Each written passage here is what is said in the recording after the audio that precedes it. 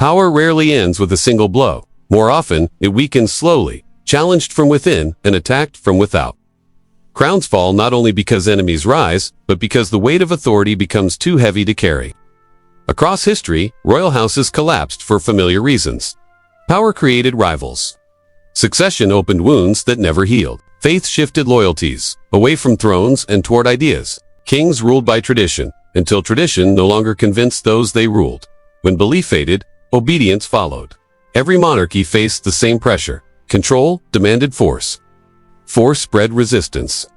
And resistance, once organized, was almost impossible to contain.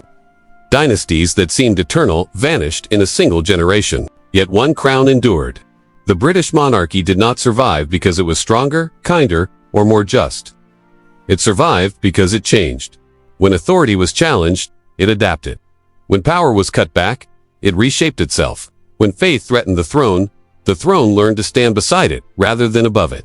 Epilogue: Why the Crown Survived. For more than a millennium, the British monarchy has endured through conquest, rebellion, reform, industrial revolution, and world wars.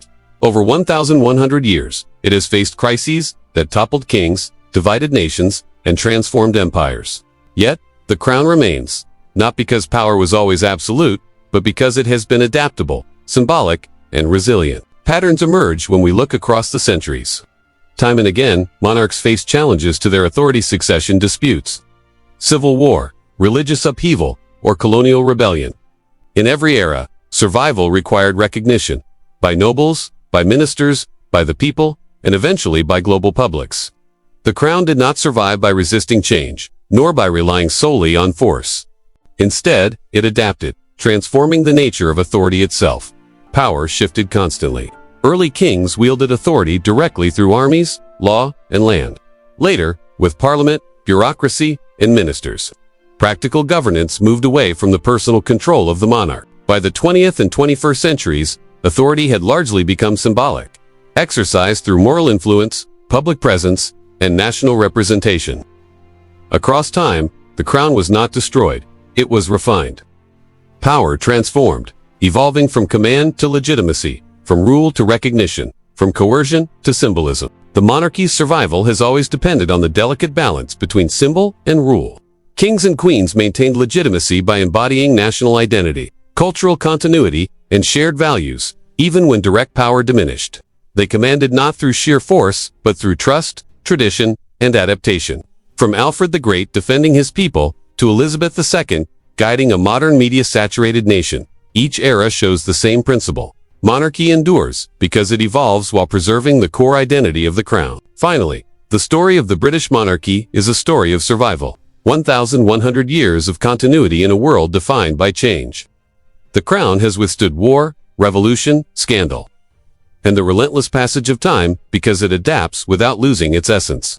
It survives by transforming authority, respecting legitimacy, and embodying the collective identity of the nation. Its endurance reminds us that power is not simply exercised, it is acknowledged, revered, and symbolically sustained. The monarchy, at its heart, is the embodiment of survival itself. And now, a personal message from me to you, our viewer. If you enjoyed this journey through the rise, fall, and resilience of the British monarchy, don't forget to like this video. Your support helps me create more historical deep dives just like this. And for more stories from the past, make sure to subscribe to my channel, Past Picture, so you never miss a reconstruction of history in cinematic detail. Every like, comment, and subscription keeps history alive and makes sure these stories reach more curious minds around the world. Thank you for watching, and remember, the past is never just gone, it shapes the present, and sometimes even the crown endures, century after century. This is not a story about rulers and dates. It is a story about patterns, about how power responds to crises, about how institutions either break or bend, and about why this crown, against the odds, refused to die. Before crowns, before thrones, before the idea of a single ruler speaking for the land, Britain existed in fragments. Power lived close to the ground, tied to soil, kinship, and survival. What later generations would call England had not yet been imagined. There was only land divided by loyalty and fear. Early Anglo-Saxon society survived through bonds rather than institutions. Law was not written. Authority was not abstract. Order depended on shared custom, memory, and obligation. Communities were held together by kinship, oaths, and reputation. A man's worth was known by his honor, his loyalty, and his willingness to defend those who stood beside him. Justice was communal. Disputes were settled through compensation, mediation, or public judgment. Blood feuds could erupt when honor was violated, but even violence followed rules shaped by tradition. Balance mattered more than punishment. Stability mattered more than revenge. Religion reinforced this cohesion. Sacred spaces were woven into the landscape. Groves, rivers, and burial grounds carried meaning beyond ownership. Victory in battle was often understood as a sign of divine favor. Defeat carried moral weight, not just political cost. Belief shaped behavior long before it shaped doctrine. This social fabric allowed small kingdoms to endure, but it could not create unity on a larger scale. Loyalty ended where kinship ended. Beyond that boundary, suspicion ruled. Britain, after Rome, was a land without structure strong enough to replace what had been lost. When Roman authority collapsed in the early 5th century, it left behind roads, walls, and ruins, but no system capable of defending them. Power drained away, and into that vacuum came new peoples from across the sea. Angles, Saxons, and Jutes did not arrive as a single force. They came in waves, settling different regions, answering to different leaders.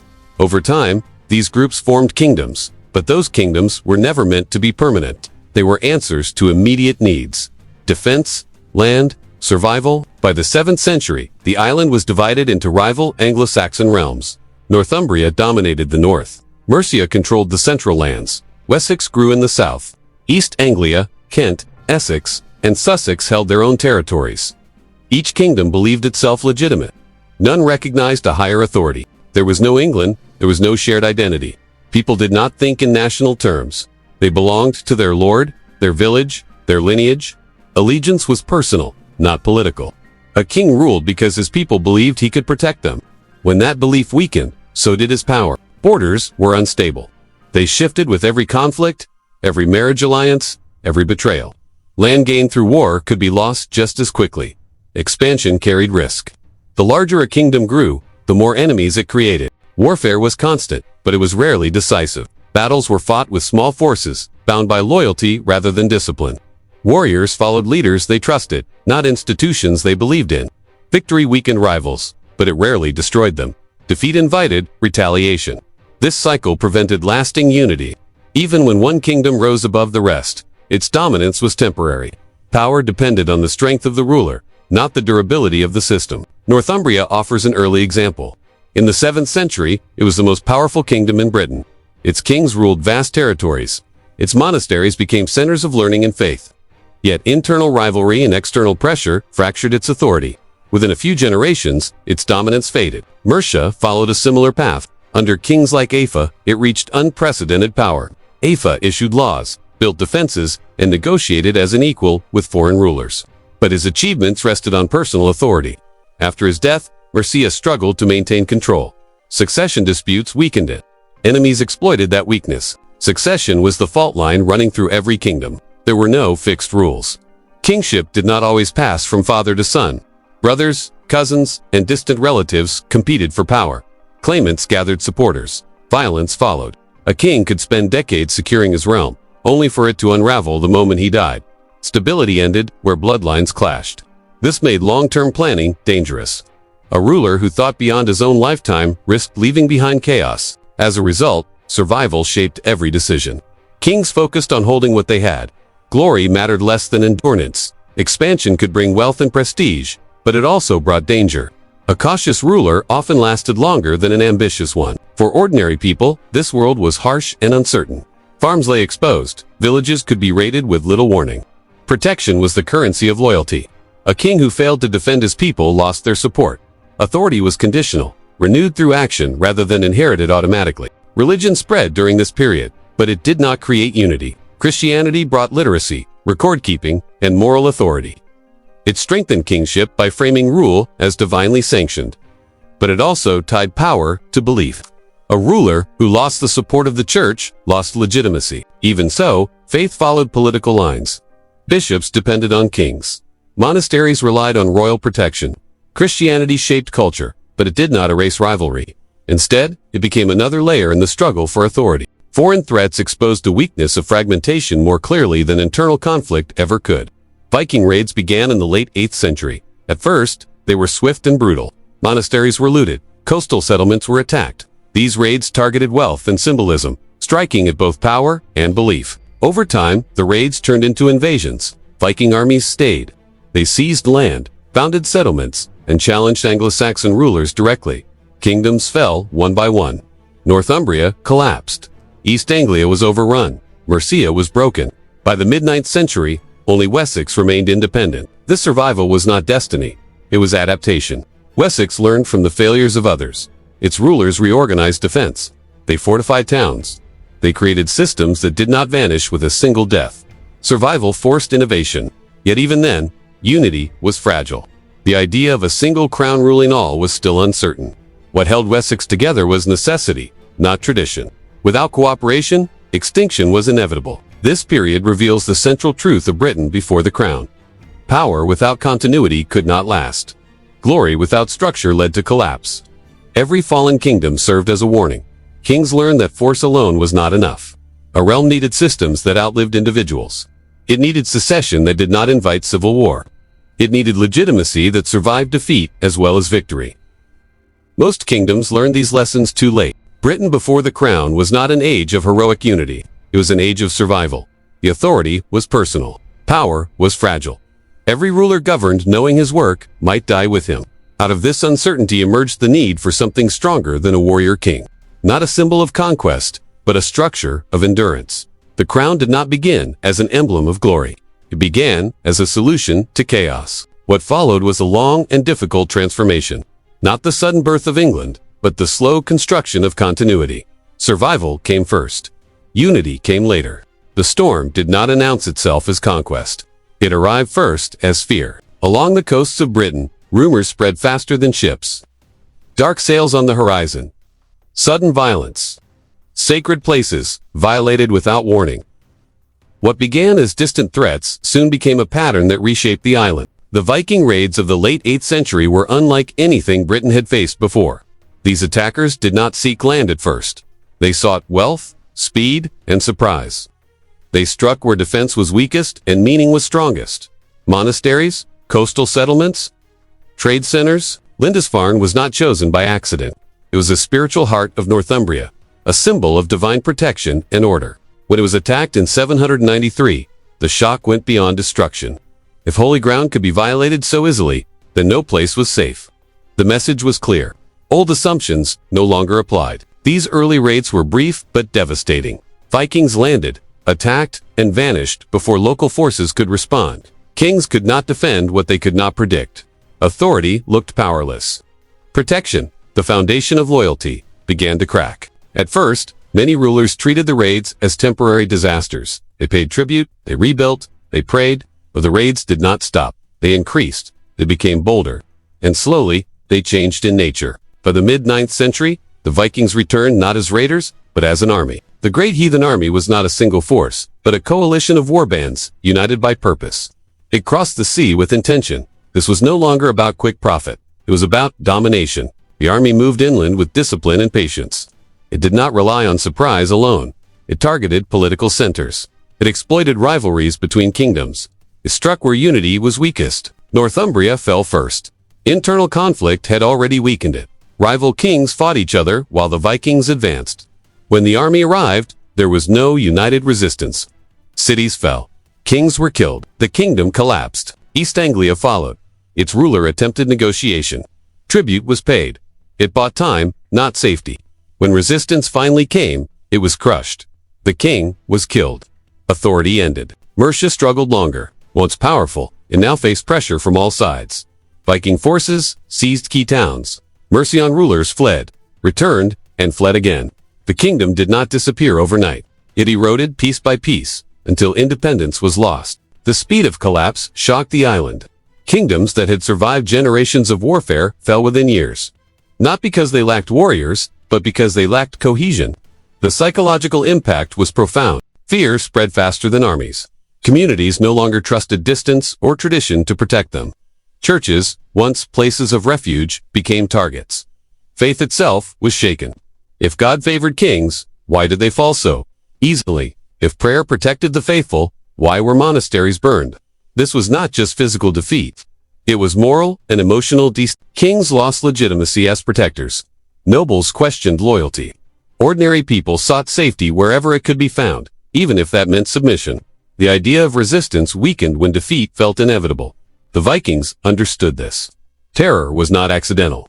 It was a weapon. They used speed to stay unpredictable, violence to break morale, settlement to make retreat impossible. Where earlier raiders left ruins, the great heathen army stayed to rule. They brought their own systems of power. Their leaders distributed land. They enforced order. They demanded loyalty. In many regions, their rule offered stability after chaos.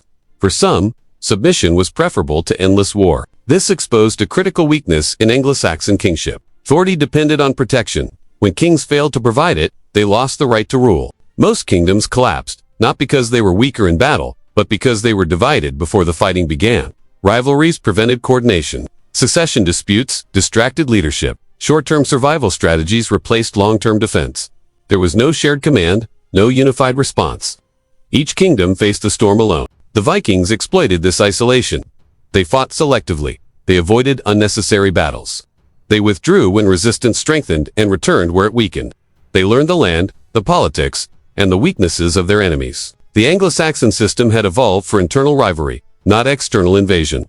It was designed for small wars, not sustained pressure. Loyalty tied to individuals could not survive prolonged crises. When a king fell, his authority fell with him. Yet one kingdom endured. Wessex did not escape unscathed. It was invaded repeatedly. Its towns were threatened. Its armies were defeated. At one point, its king was driven into hiding. Survival seemed unlikely. What separated Wessex from the fallen kingdoms was not strength, but response. Wessex adapted. Its rulers learned from defeat. They reorganized defenses. They built fortified towns that could resist sudden attacks. They created systems that allowed power to survive beyond individual leaders. Most importantly, they recognized that fragmentation was fatal.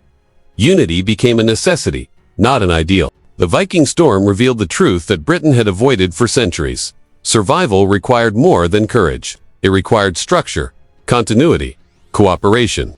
The old world of rival realms could not withstand sustained pressure. It collapsed under the weight of its own divisions.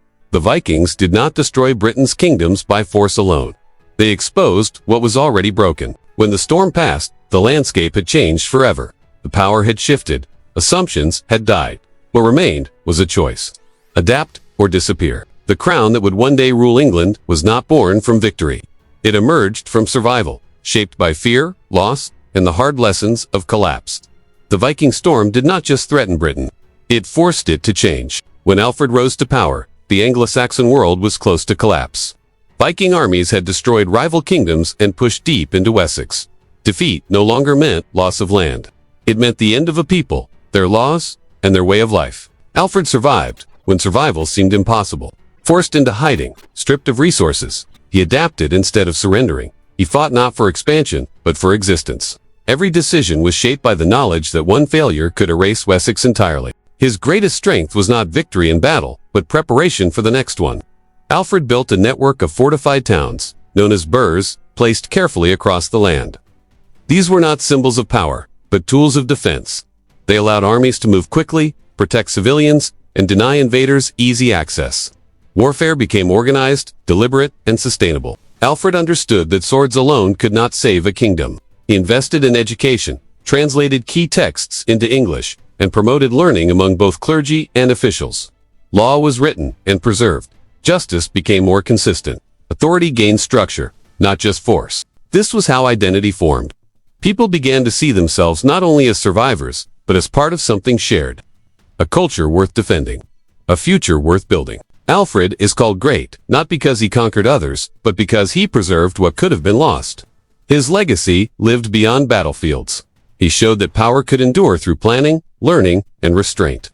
In doing so, he laid the foundations for a crown that would outlast chaos. The generations before him had fought simply to remain alive. Wessex survived through defense, adaptation, and restraint. But survival alone does not create a kingdom. It only delays its destruction. What Athelstan faced was a different challenge. He had to decide whether the fragile unity built by his predecessors would fade again into rival realms, or harden into something permanent. What set Athelstan apart was his understanding of scale. He did not rule like a regional king guarding borders. He ruled like a figure shaping a larger order. Power, in his hands, became deliberate and symbolic, not just practical. His reign marked the shift from survival to dominance. Rather than simply defending territory, Athelstan asserted control across it. He moved decisively to bring Northumbria under his authority, ending generations of separation between North and South. This was not just a military act, it was a statement. For the first time, a single ruler claimed authority over all the major English lands. The title mattered. Athelstan did not present himself as a king among kings. He styled himself as King of the English. This language reshaped identity. Rule was no longer tied to one kingdom or bloodline. It was tied to a people.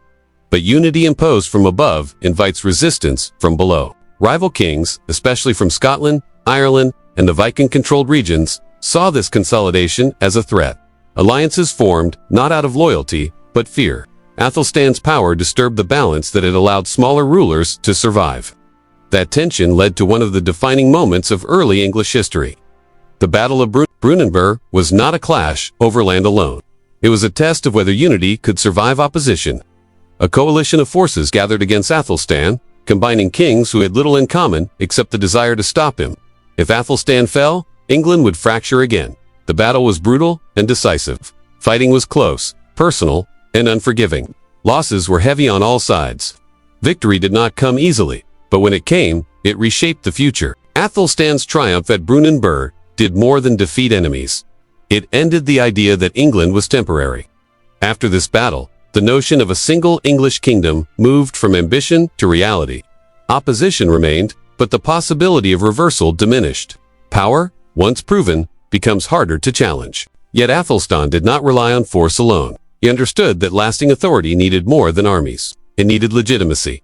This is where religion became central to his rule. The church offered continuity where politics could not.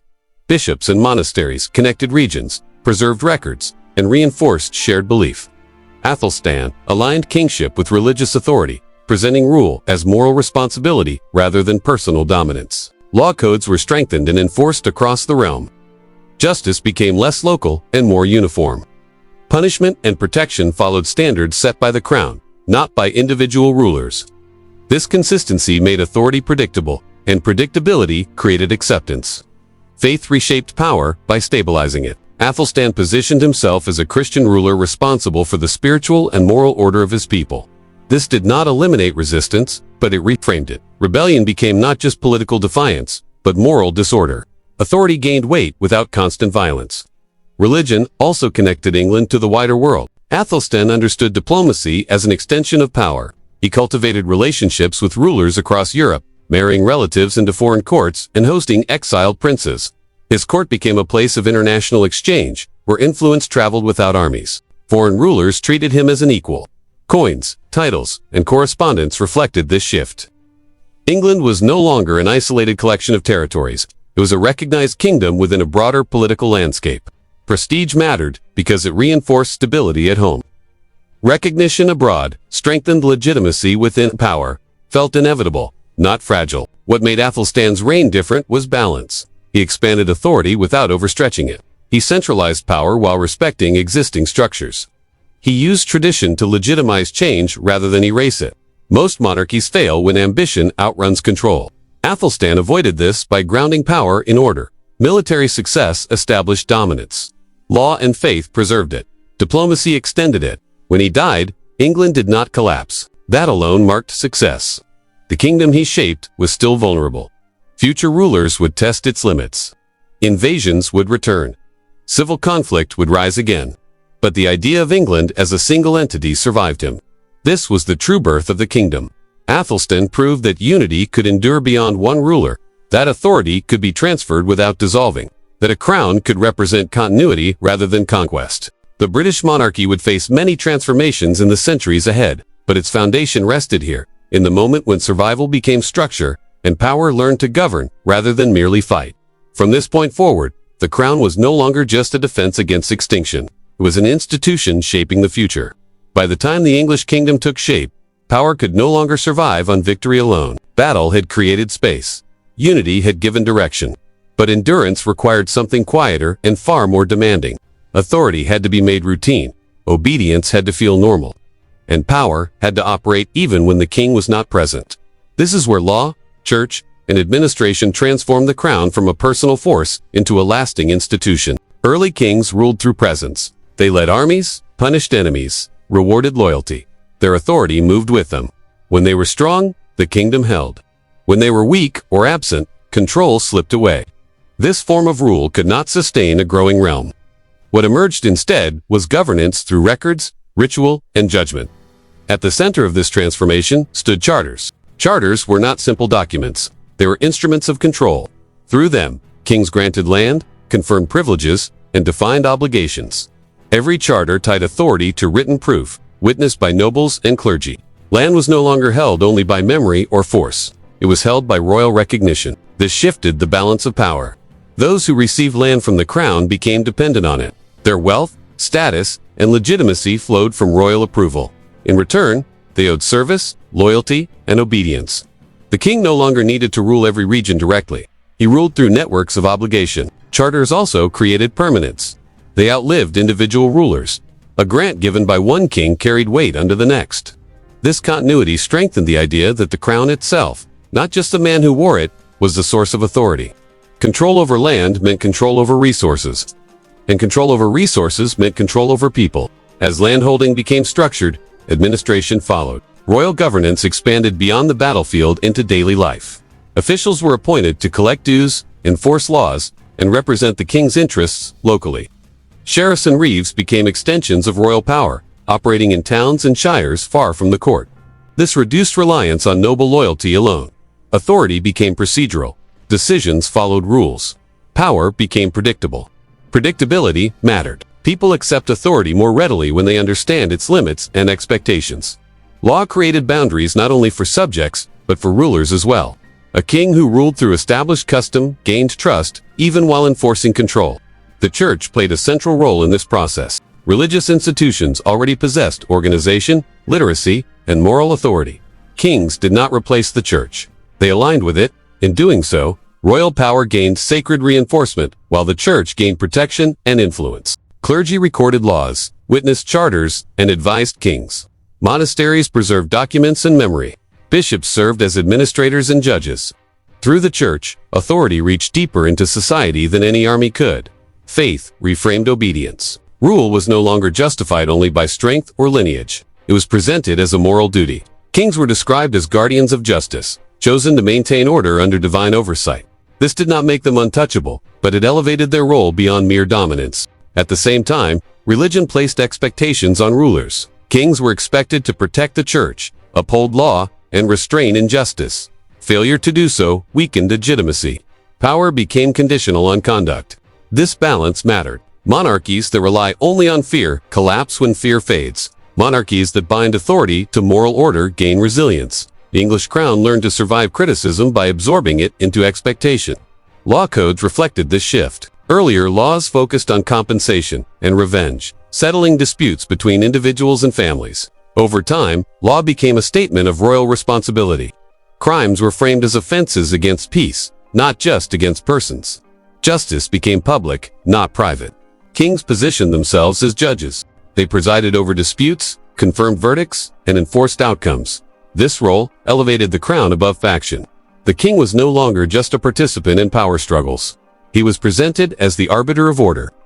Judgment replaced constant violence. By offering legal resolution, the crown reduced cycles of retaliation. Stability increased. Loyalty followed those who could guarantee fairness. Even when rulings were harsh, the process itself carried authority. Administration grew heavier as the kingdom expanded. Records multiplied. Taxes and dues became more systematic. Royal courts developed routines. Power became layered, with responsibilities distributed across officials rather than concentrated in a single figure. This system was not flawless. Corruption existed. Enforcement varied. Resistance remained. But the structure endured because it adapted. The crown learned when to impose control and when to negotiate. Law provided flexibility where force could not. Most importantly, this transformation changed how kingship was understood. The king was no longer defined solely by conquest. He was defined by stewardship. His success was measured not only by enemies defeated, but by peace maintained. This shift did not weaken the monarchy. It strengthened it. Warriors die, Institutions persist by grounding power in law, aligning it with faith, and extending it through administration. The English crown gained durability. Authority could pass from one ruler to the next without dissolving. Conflict could be absorbed without destroying the system itself. This is why the monarchy survived crises that shattered others. When succession disputes arose, there were laws to invoke. When rebellion threatened, legitimacy could be defended. When kings failed, the institution endured. The crown was no longer a weapon held by one man. It was a framework holding the kingdom together. And once power becomes structure, it becomes far harder to kill. By the mid-11th century, England was unified, governed by law, and bound together by custom. On the surface, the monarchy appeared stable. Yet beneath that order lay a growing weakness, one that had undone royal houses before. The problem was not invasion. It was succession. Edward came to the throne after years of exile. Much of his early life had been spent across the Channel, shaped by Norman courts, Norman customs, and Norman alliances. When he returned to rule England, he brought those influences with him. This did not make him a foreign king, but it did distance him from the political instincts of his own realm.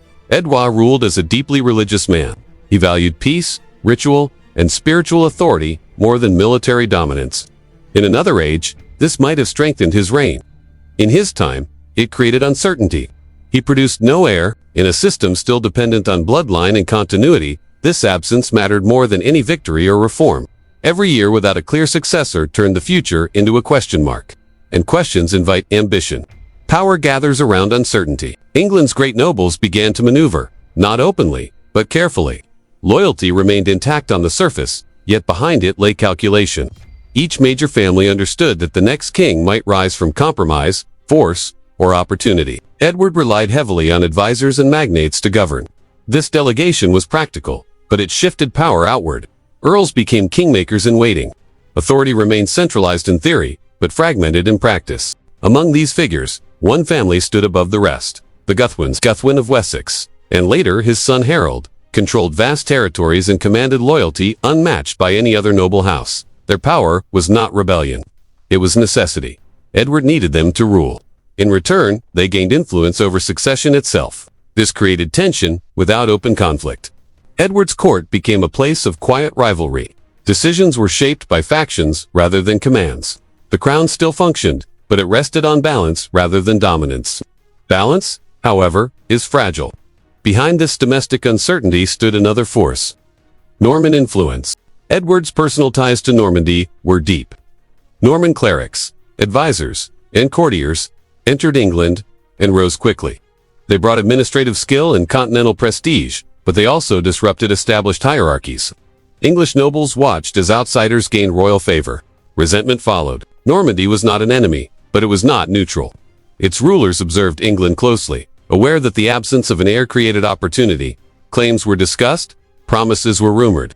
Legitimacy became a matter of interpretation rather than certainty. Edward himself may have believed that spiritual authority could smooth political transition. He relied on oath, tradition, and divine order to preserve stability. But institutions, though stronger than before, were still tied to the person of the king. When Edward aged, anxiety deepened. Every illness raised questions. Every delay sharpened rivalry. England was not collapsing, but it was waiting. And waiting weakens authority.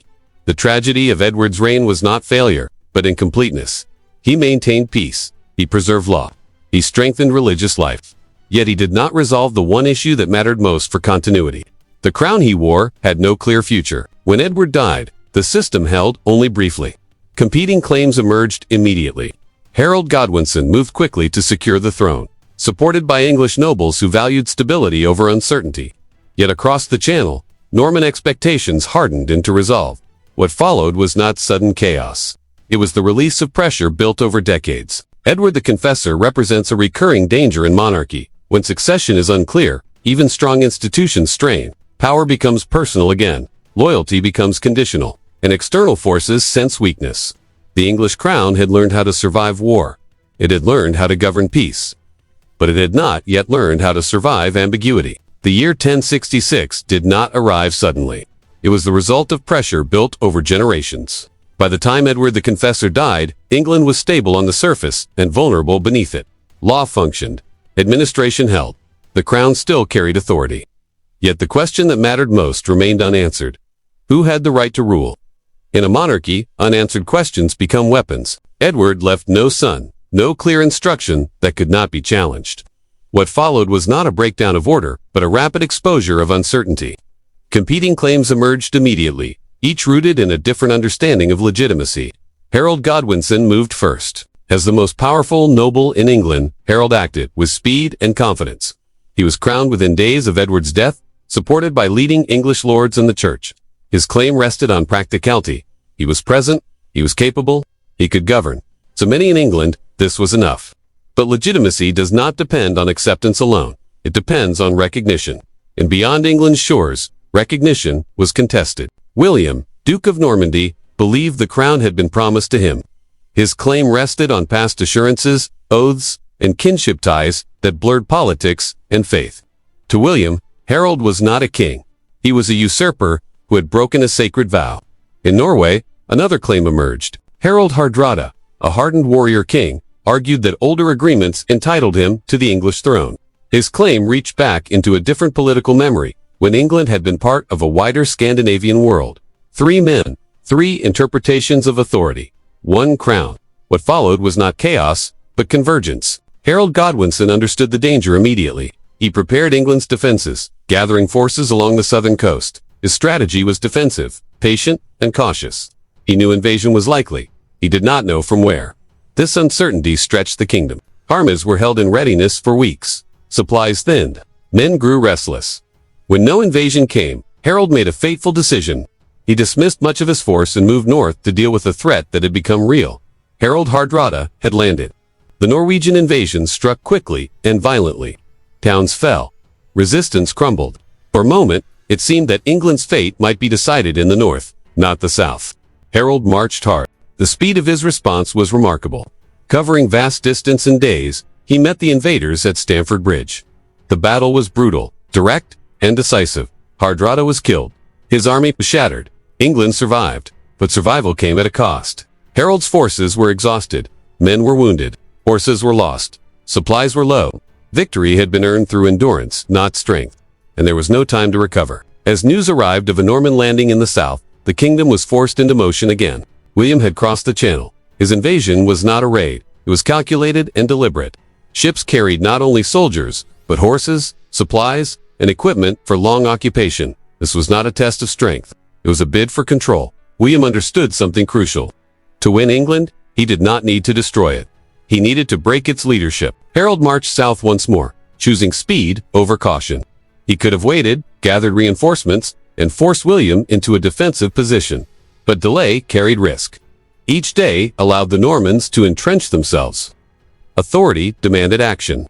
The two armies met near Hastings. What followed was not a single decisive moment, but a grinding struggle shaped by discipline, terrain, and fatigue.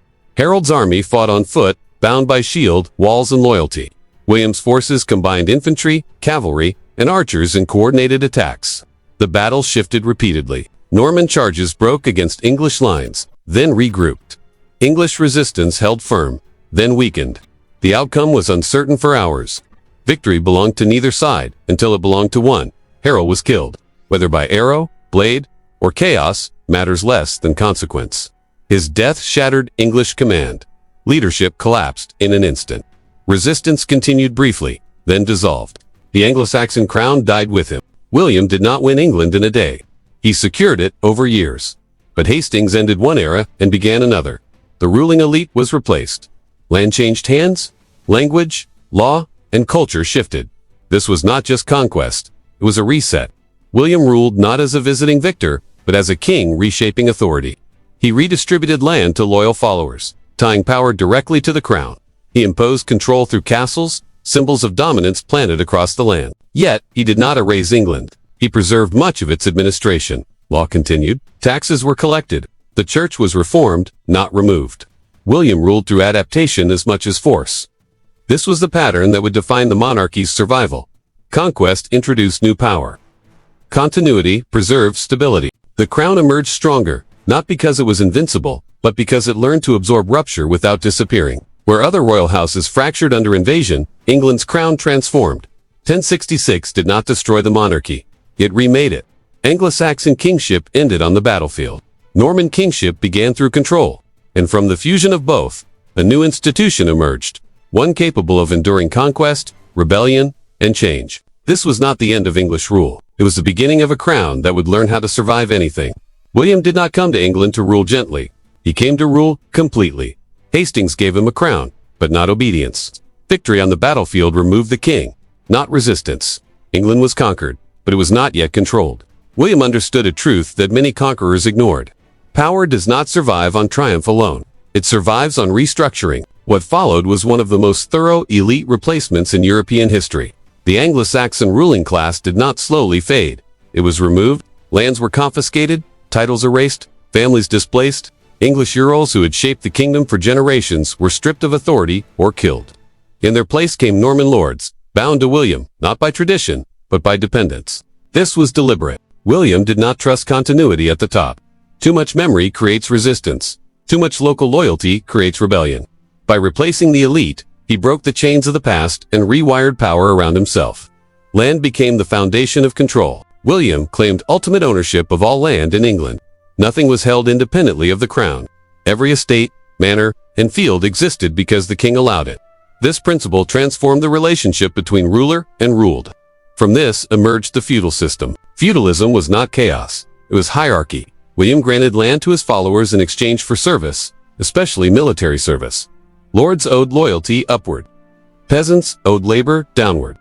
Obligation replaced independence. This system ensured that power always flowed back to the crown. A Norman lord might control a vast estate, but his authority was conditional. Failure to serve meant loss of land. Rebellion meant forfeiture. Wealth was tied directly to obedience. Feudalism fragmented power intentionally. No noble held enough land in one place to challenge the king easily. Estates were scattered, forcing reliance on royal favor rather than regional strength. Control became structural, not personal. But structure alone was not enough. Fear had to be visible. Castles rose across England with sudden speed. These were not defensive fortresses protecting communities. They were instruments of domination. Built on hills, near towns, or beside roads, castles reminded everyone who ruled. Stone replaced wood. Towers replaced halls. Castles allowed small Norman garrisons to control large populations. They provided bases for enforcement, punishment, and surveillance. Rebellion could be crushed quickly. Resistance could be isolated. The landscape itself changed. Where Anglo-Saxon power had blended into society, Norman power stood above it. The castle was not part of the village. It watched the village. Fear was not accidental. It was policy. William understood that rebellion thrives where authority feels distant or weak. By embedding power physically into daily life, he made resistance costly and submission practical. Yet William did not rule blindly. Control requires knowledge. This led to one of the most remarkable acts of governance in medieval history, the Domesday Book. In 1086, William ordered a comprehensive survey of England's land, wealth, and population. Nothing comparable existed at the time. Villages were counted, fields measured, livestock recorded, ownership defined. This was not curiosity. It was surveillance. The Domesday Book told the crown who owned what, who owed what, and who could be taxed. It stripped ambiguity from wealth. No one could hide behind tradition or memory. Everything was written. Written power lasts longer than spoken power. The survey reinforced feudal control by making obligation visible. Lords could not underreport holdings. Taxes could not be avoided. Easily royal authority reached into every corner of the realm. It also sent a message. Nothing escaped the king's gaze. The Domesday Book created a psychological shift. Subjects understood that the crown knew them, knew their land, knew their value. This awareness discouraged defiance more effectively than force alone. William ruled harshly, but not recklessly. He retained much of England's existing administrative framework. Serfs remained, courts functioned, taxes continued. By preserving systems that worked, he reduced chaos while redirecting loyalty. This balance was crucial. Total destruction breeds endless rebellion. Total continuity invites quiet resistance. William chose transformation, anchored in order. The church was also reshaped. Norman bishops replaced English ones. Church authority aligned closely with the crown. Monasteries were reformed, not removed. Faith continued, but leadership changed. Spiritual power reinforced royal power. William's rule was not loved. It was endured. Rebellions erupted repeatedly, especially in the north. William responded with overwhelming force. Villages were destroyed. Fields burned. Memory of resistance was erased. This brutality had purpose. William was not punishing rebellion. He was preventing its return. Fear became inheritance. Later generations remembered the cost of defiance. Yet despite this severity, the monarchy emerged stronger. Why? Because William did not rule as a conqueror forever. He ruled as a king. He crowned himself properly. He respected law when it served stability. He integrated Norman authority into English tradition. Over time, conqueror and crown became inseparable. The Norman reset did not destroy the monarchy. It redefined it. Elite replacement broke old loyalties. Feudalism bound power upward. Castles enforced obedience. Records created visibility. Together, they turned kingship into an institution that could survive personal weakness, rebellion, and time. William's greatest legacy was not territory. It was control. After him, the English crown would never again be a loose alliance of nobles. It would be centralized, documented, and feared. Power became systematic. This came at a cost. Freedom narrowed. Local identity weakened. Violence hardened authority. But durability increased. The crown had learned a hard lesson. To survive, power must be seen, measured, and enforced. William did not just conquer England. He taught its monarchy how to rule after conquest. And that knowledge would carry the crown through centuries of crisis yet to come. The Norman crown inherited England, but it did not inherit peace. William the Conqueror had remade the monarchy, yet stability remained fragile, dependent on force, obedience, and constant vigilance. His successors learned that ruling required more than land, castles, or even fear. It required administration, calculation, and the careful calibration of power. William II, known to history as William Rufus, inherited a kingdom still raw from conquest. Unlike his father, he relied less on overt brutality and more on assertion of authority. He was a king whose personality defined his reign, bold, sometimes reckless, and always conscious of his position. He maintained his hold through military presence, strong enforcement of law, and a relentless demand for loyalty. Rebellion was not tolerated. Even the most powerful nobles understood that defiance would meet swift and uncompromising reprisal. Yet, William II's rule highlighted a truth that had begun under his father. Military might alone was insufficient for long-term governance. Control needed record, oversight, and procedure. The crown began to evolve into a bureaucracy capable of managing not only revolt but also the complexities of taxation, justice, and landholding across a fractured realm. The king could not be everywhere, and the machinery he developed extended his authority into corners of the kingdom that armies could not reach. Henry I, William II's younger brother, would transform this concept of governance into a lasting system. Where Rufus relied on the sword and intimidation, Henry relied on organization. He created the Exchequer, a centralized office to manage royal finances, track revenue, and oversee fiscal responsibility. Coins, debts, rents, and dues were recorded meticulously. Authority became measurable, predictable, and enforceable. Power was no longer only about who wielded weapons, but about who controlled information. The crown could now see what subjects possessed and could demand obedience without immediate physical enforcement. Money, as much as force, became a tool of domination. This combination of military assertion and administrative precision defined Norman kingship. Castles ensured obedience through fear, while the Exchequer ensured compliance through law and record. The crown was no longer dependent on the personality of a single ruler. It had begun to endure as an institution. Yet even the most stable reigns are vulnerable to chance. The White Ship disaster of 1120 illustrates this clearly. Henry I's only legitimate son, William Adelin, perished when the vessel sank in the Channel. The heir's death sent shockwaves through the monarchy and the realm. Despite strong administration, the kingdom faced uncertainty. Succession, the most persistent source of instability, returned with brutal immediacy. Without a clear heir, the crown faced a familiar dilemma. Noble factions began to calculate, align, and compete. External powers watched. England, though strengthened by Norman order and bureaucracy, was exposed to internal fracture.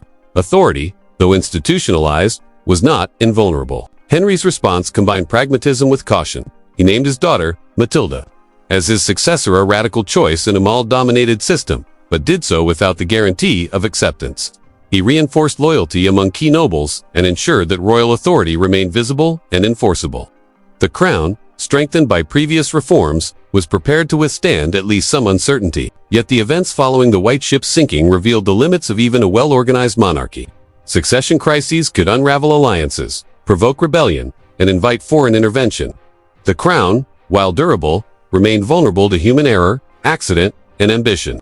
Power, no matter how carefully structured, always had its weak points. The reigns of William II and Henry I underscore a broader lesson of Norman rule. Survival depended on combining force with administration. Castles and armies enforced compliance. Records and fiscal control extended authority beyond the battlefield. And careful attention to succession could determine whether the monarchy endured or faltered. Where earlier kings relied primarily on personality, Norman rulers institutionalized power, creating structures that could persist beyond individual reigns. By the end of this period, the monarchy had transformed fundamentally. Authority was no longer just inherited. It was exercised, measured, and managed. Loyalty could be tracked, disobedience punished, and wealth accounted for. The crown had become a system as much as a symbol, a system capable of surviving crises that might have destroyed earlier dynasties. Yet even with these advances, vulnerability remained, a reminder that power is never absolute and stability is always conditional.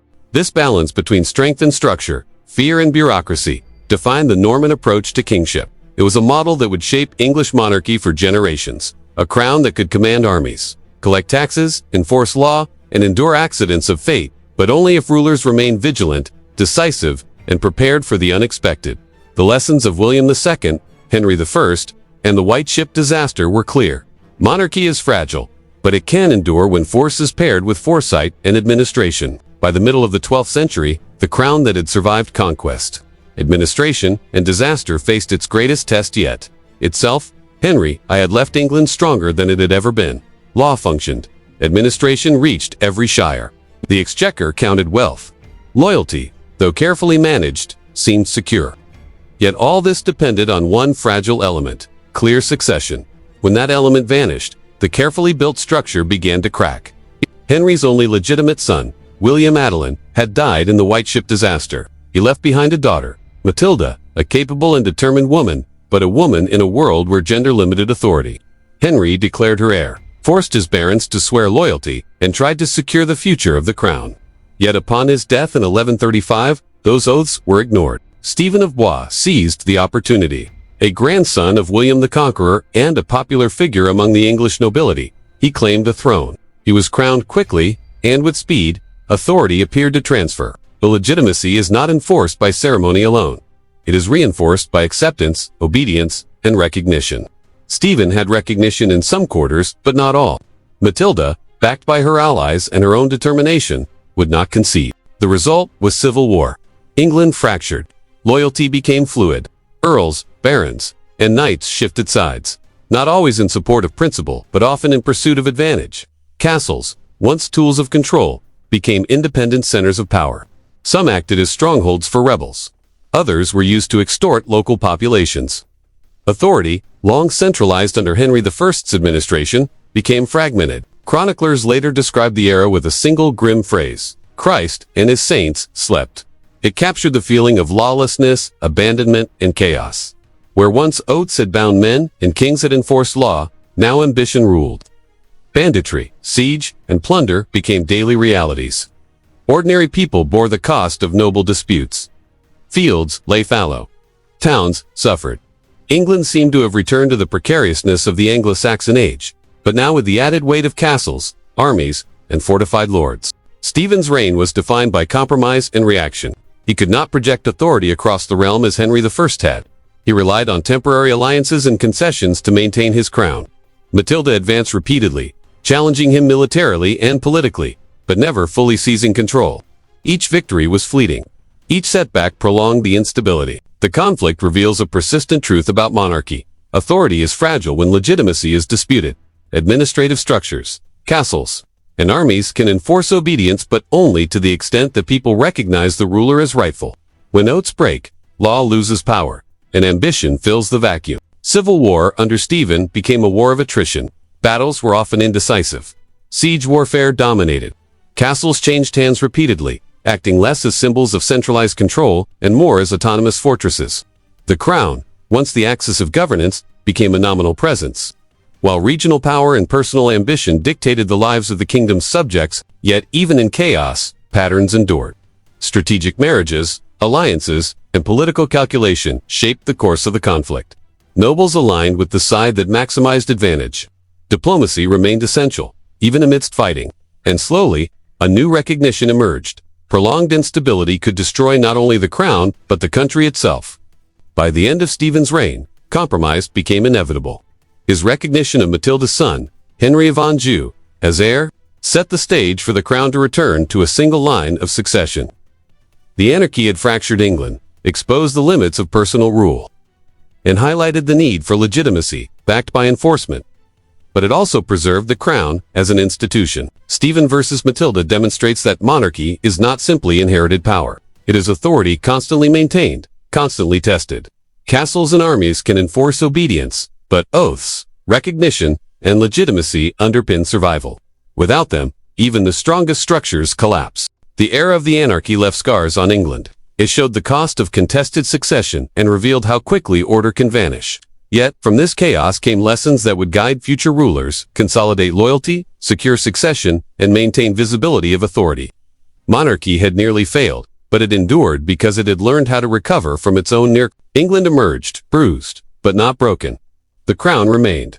Authority, though weakened, had not disappeared. And the lesson of the anarchy would echo for centuries. Power is fragile, but institutions, carefully maintained, can survive even when the world seems to fall apart. When authority disappears, the consequences are immediate, brutal, and unmistakable. England's experience during the anarchy and the civil war between Stephen and Matilda makes this clear. Castles no longer functioned as instruments of central control. Armies no longer enforced predictable law. Taxation faltered. Without a clear and recognized ruler, the structures built over decades through conquest, administration, and religious sanction frayed almost overnight. Ordinary people suffered first. Villages were raided by desperate nobles, mercenary bands, and opportunistic knights. Fields went untilled. Trade slowed. Towns were left vulnerable to banditry. The crown, which had long been the axis of protection, justice, and order, became almost irrelevant in daily life. Law and administration depended on recognition of authority. Remove that recognition, and the machinery grinds to a halt. Nobles exploited the vacuum. Some seized castles, acting independently or against one another. Some fought for fleeting advantage rather than long-term stability. Alliances formed and dissolved with dizzying speed. Trust was scarce. Where once power flowed from crown to baron to people, it now splintered into countless channels, each competing for loyalty, tribute, and survival. In this environment, the dangers were not theoretical, they were structural. The monarchy itself could have been permanently weakened, replaced by a patchwork of regional powers.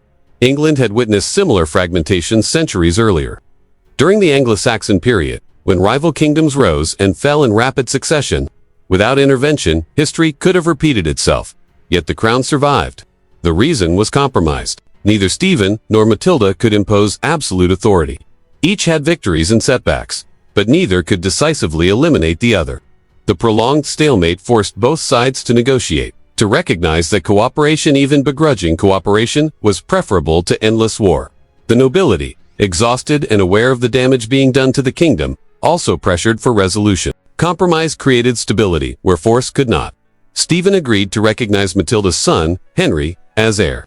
This act did not erase the violence or resentment, but it anchored the monarchy in a recognized succession, restoring the essential link between legitimacy and authority. Castles would return to obedience. Law would regain relevance. Administration could function once more. The lesson is clear.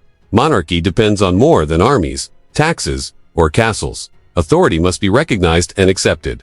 When personal rule fails, the crown endures through negotiation, succession planning, and institutional continuity.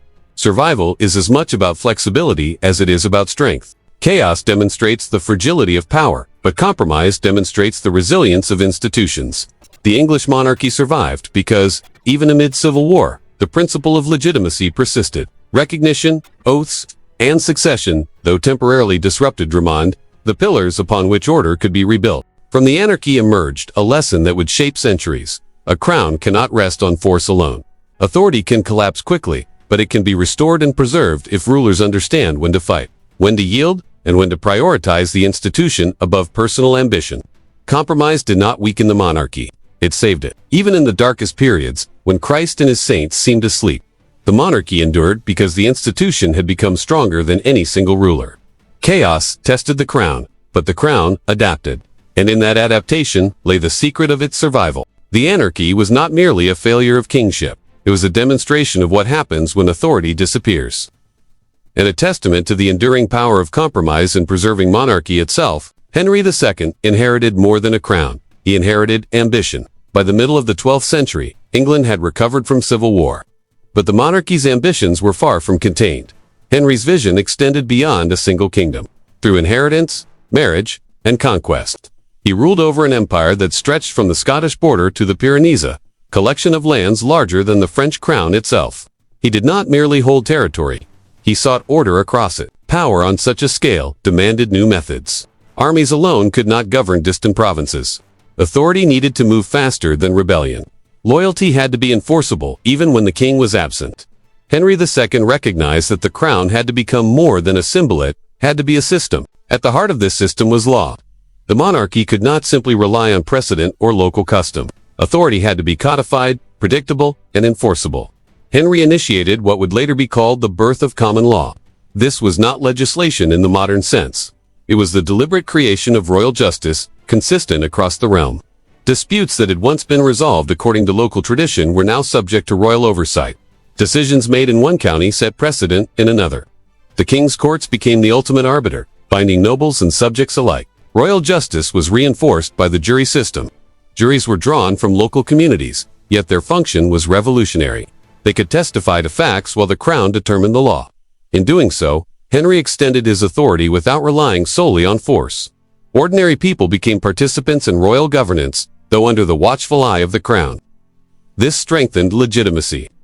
Law was no longer only about punishment or compensation. It was about the presence of order, the visibility of authority, and the acknowledgement that the king was the final judge. Henry's empire demanded constant attention. From Normandy to Anjou, from Aquitaine to England, rebellions simmered. Nobles, accustomed to autonomy, resisted centralized authority. Yet Henry's combination of military strength, legal reform, and administrative oversight allowed him to suppress dissent without fracturing the system he had built. Castles and garrisons still enforced obedience, but the law ensured that loyalty was codified as much as coerced. The Angevin Empire illustrates a central lesson in monarchy. Power survives not merely through conquest, but through systems that endure beyond the immediate presence of a ruler. Henry II's innovations, common law, juries, and royal justice created a framework in which authority traveled faster than armies, and obedience could be enforced without constant bloodshed. Yet even in such a vast empire, tension remained. Nobles still held local power, and the crown's reach, though extended, was never absolute. Rebellion could erupt when authority felt distant, and disputes over inheritance threatened continuity. Henry's reign demonstrates both the possibilities and limitations of systemic monarchy. Structure allows endurance, but ambition and geography continually test it. The birth of common law was more than a legal reform. It was a statement of authority, a visible expression of the crown's presence in every corner of the kingdom. By embedding justice into the lives of subjects, Henry II strengthened monarchy from within. Power became predictable, visible, and enforceably a system rather than a fleeting force. Through empire, law, and administration, Henry II transformed the monarchy into a model capable of surviving distance, dissent, and time. He showed that authority is not only about crowns and armies, it is about systems that outlast individuals, institutions that endure, and laws that give power structure. The Angevin Empire was vast and fragile, yet it endured because the crown had become more than a ruler. It had become an institution, able to command loyalty, enforce law, and survive rebellion. Henry II's legacy would echo through centuries. Power survives best when it is anchored in law, visible through administration, and reinforced by justice. Monarchy, as Henry understood, is not simply inherited, it is maintained.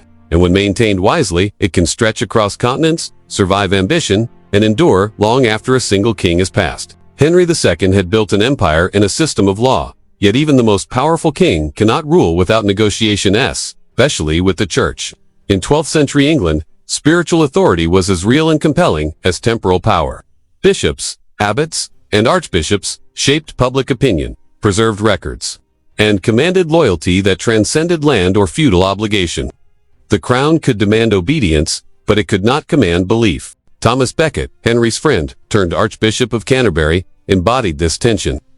Appointed to the highest church office in England, Becket was expected to align with royal policy. To enforce the king's will through the church's influence, yet once in office, Becket chose the autonomy of the church over the authority of the crown. Laws, Henry sought to enforce, particularly those curbing clerical privilege and subjecting clergy to royal courts, met resistance in Becket's firm opposition. The king, who could summon armies and levy taxes, discovered the limits of temporal power when confronted with spiritual authority. Conflict escalated over years of negotiation, compromise, and public confrontation. What began as legal disputes became moral and political struggle. Becket's stand was not merely personal ambition. It represented the broader independence of the church as an institution. To Henry, this was a threat. To the kingdom, it was a test of how far a king could push law against belief. The confrontation culminated in murder. In 1170, 4 knights, interpreting the king's frustrated words as command, killed Becket in Canterbury Cathedral. The act shocked Europe. It demonstrated that royal authority could extend into the sacred sphere, but it also revealed vulnerability.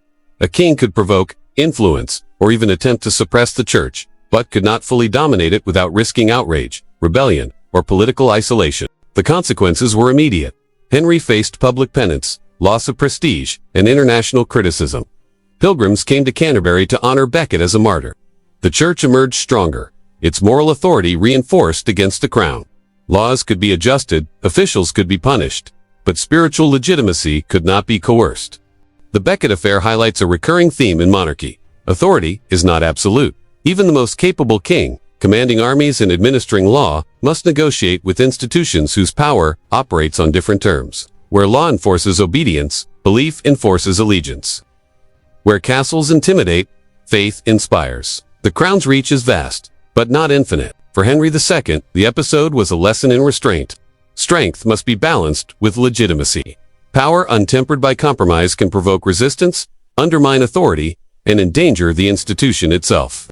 Royal power, no matter how comprehensive, depends on perception as much as enforcement. The conflict between church and crown would continue for centuries. But the principle was clear. Even in a centralized monarchy, ultimate authority is shared. The king rules the kingdom, but the church shapes the conscience of the kingdom.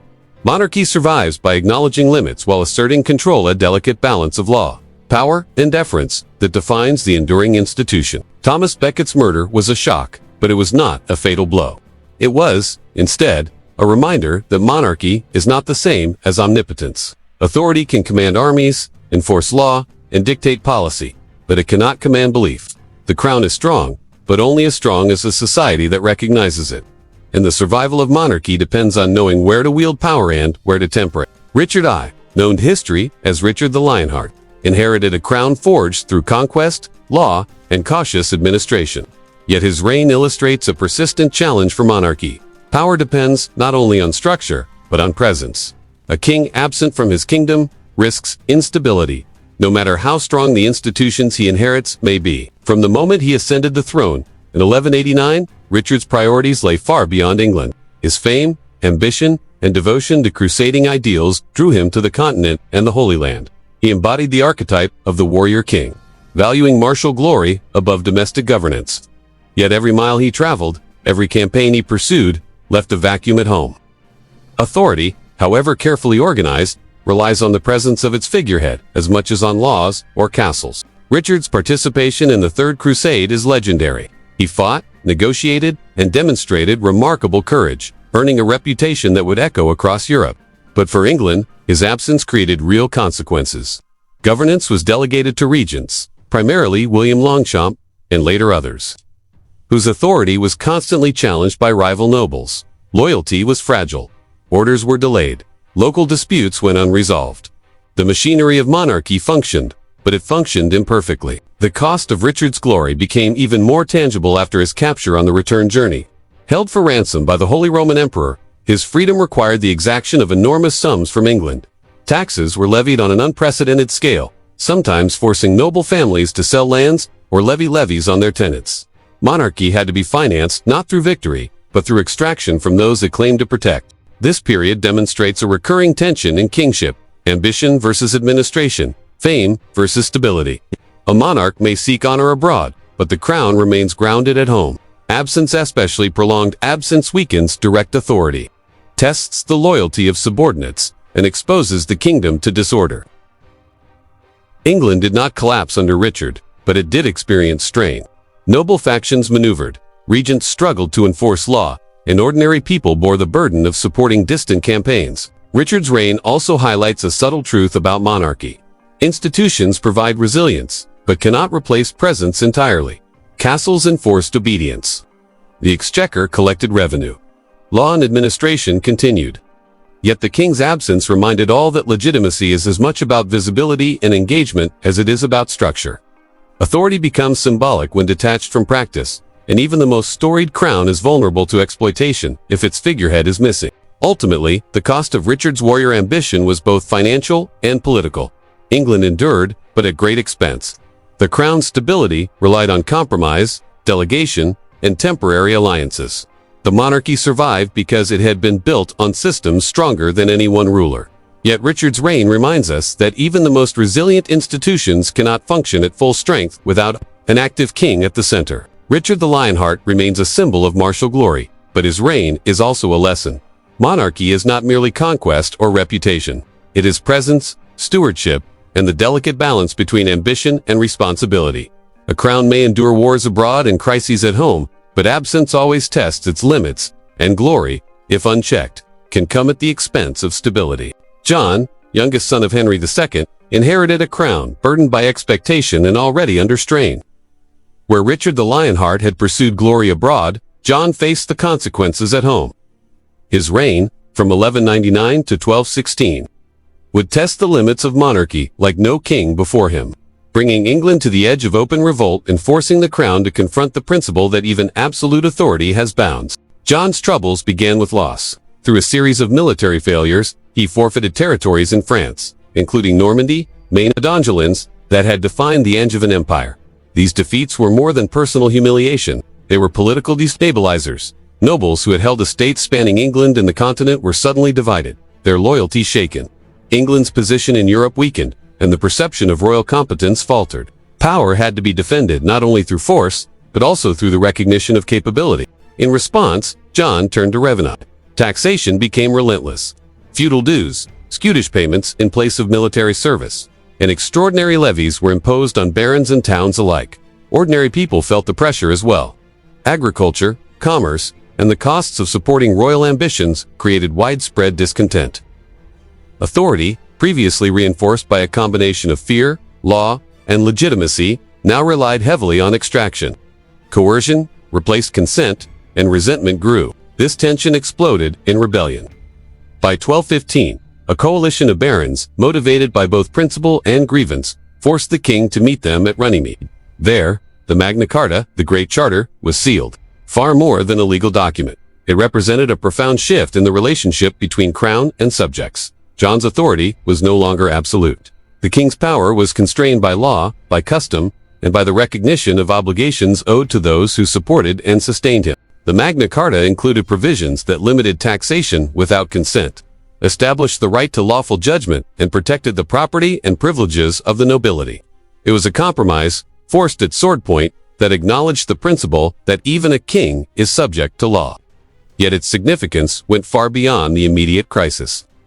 While John's reign continued to face unrest, the charter planted a seed. Monarchy is strongest when it operates within predictable boundaries, when power is balanced by accountability, and when the crown's authority is recognized as legitimate, not merely feared. John's failures highlight the fragility of rule when legitimacy is undermined. Military defeat, excessive taxation, and disregard for established norms provoked collective resistance. Authority cannot endure on coercion alone. It requires recognition and a balance between the needs of the crown and the rights of subjects. In John's case, the monarchy survived only because institutions, baronial networks, legal precedent, and the crown itself endured. Compromise was necessary, and through it, the monarchy learned an enduring lesson. Overreach invites resistance, but concession can preserve the institution. The long-term impact of John's reign is profound. The Magna Carta became a symbol and a foundation. Over centuries, it informed the development of English common law, parliamentary authority, and the idea that even sovereign power is accountable. John's immediate failures threatened monarchy, but the institutional response strengthened it. England's crown survived crisis, not through absolute command, but through adaptation and legal codification. King John demonstrates that monarchy is not simply about conquest, administration, or military power. Authority depends on balance between ambition and prudence, force and legitimacy, extraction, and consent. When power exceeds its limits, resistance follows. Yet, when compromise is embraced, the crown can endure even the most severe internal crises, emerging both tested and more resilient. In the end, John's reign reminds us that monarchy is a system, not a person. Kings may fail, subjects may rebel, and borders may be lost. But institutions that survive conflict, adapt under pressure, and acknowledge limits of authority will carry the crown forward for centuries. Magna Carta is the lasting testament of that lesson. Monarchy survives, not by ignoring law, but by bending with it. Henry III ascended the throne as a child in 1216, inheriting a kingdom still recovering from civil war and rebellion. England was bruised, its monarchy tested, and its institutions fragile. The crown, however, remained intact, and for decades, Henry's advisors worked to maintain authority and preserve royal power. Yet his reign would demonstrate a persistent reality of monarchy. Even a crown that has survived conquest, succession, crises, and rebellion is vulnerable to mismanagement, extravagance, and the alienation of those who sustain it. Henry was deeply devoted to the idea of kingship, but he was also extravagant. Palaces, castles, and religious projects consumed enormous resources. He lavished attention on Westminster Abbey, decorative ceremonies, and gifts that were more about prestige than practical governance. These ambitions were not inherently destructive, but in a kingdom still stabilizing after decades of upheaval, they strained finances and provoked suspicion. The barons, who had been instrumental in maintaining the monarchy during the anarchy and after Magna Carta, saw excessive spending as a threat to their rights and a sign of mismanagement. Financial strain was compounded by reliance on foreign advisors. Henry's court included many outsiders, Poitvins, and other continental nobles who occupied influential positions and received rewards from the crown. This provoked resentment. English lords felt sidelined, their authority diminished, and their loyalty tested. Monarchy depends on support from the realm's elite, and when they perceive favoritism toward outsiders, authority erodes. Castles, armies, and administration can enforce obedience temporarily, but legitimacy is cultivated through recognition and inclusion. By the 1250s, tensions had escalated. Nobles demanded reforms to curb royal excess and ensured that the crown respected the rights. Codified in Magna Carta, they sought a system of oversight to balance the king's power. Henry resisted, believing that royal prerogative should remain strong and unconstrained. The stage was set for confrontation. In 1258, the barons forced Henry to accept the provisions of Oxford. These reforms established a council of 15 barons to oversee government, finance, and policy. The crown's authority was no longer absolute.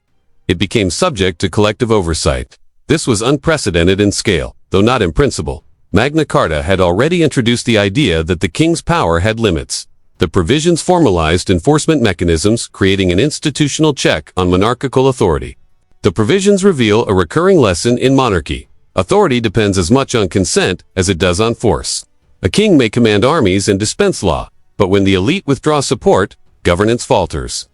Compliance is fragile if the ruler disregards tradition, neglects accountability, or alienates those who sustain the crown. Henry's extravagance and reliance on foreign advisors created a perception of mismanagement, opening space for the barons to assert control. Yet this was not a collapse of monarchy.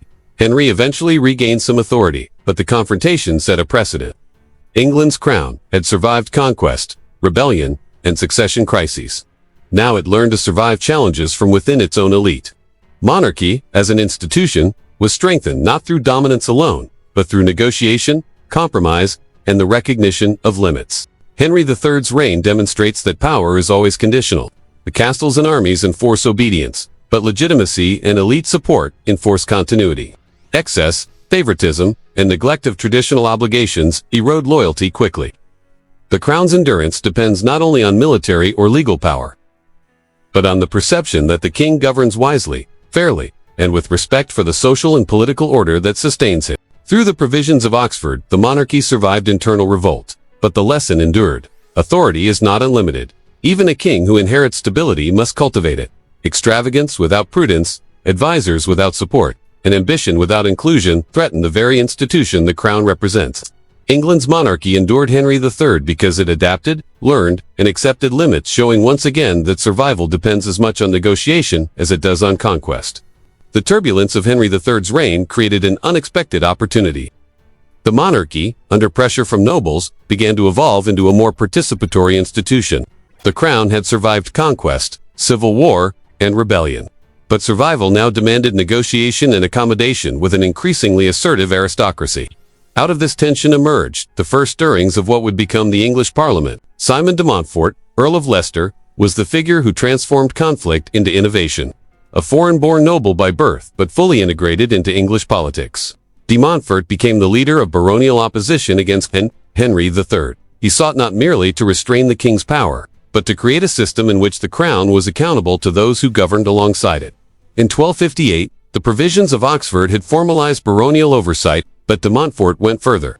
He believed that broader representation was necessary, not only to enforce law and taxation, but to legitimize royal authority in the eyes of the people and nobility alike. In 1265, de Montfort summoned a parliament that included not only nobles and clergy, but also commoners, 2 knights from each county, and representatives from towns.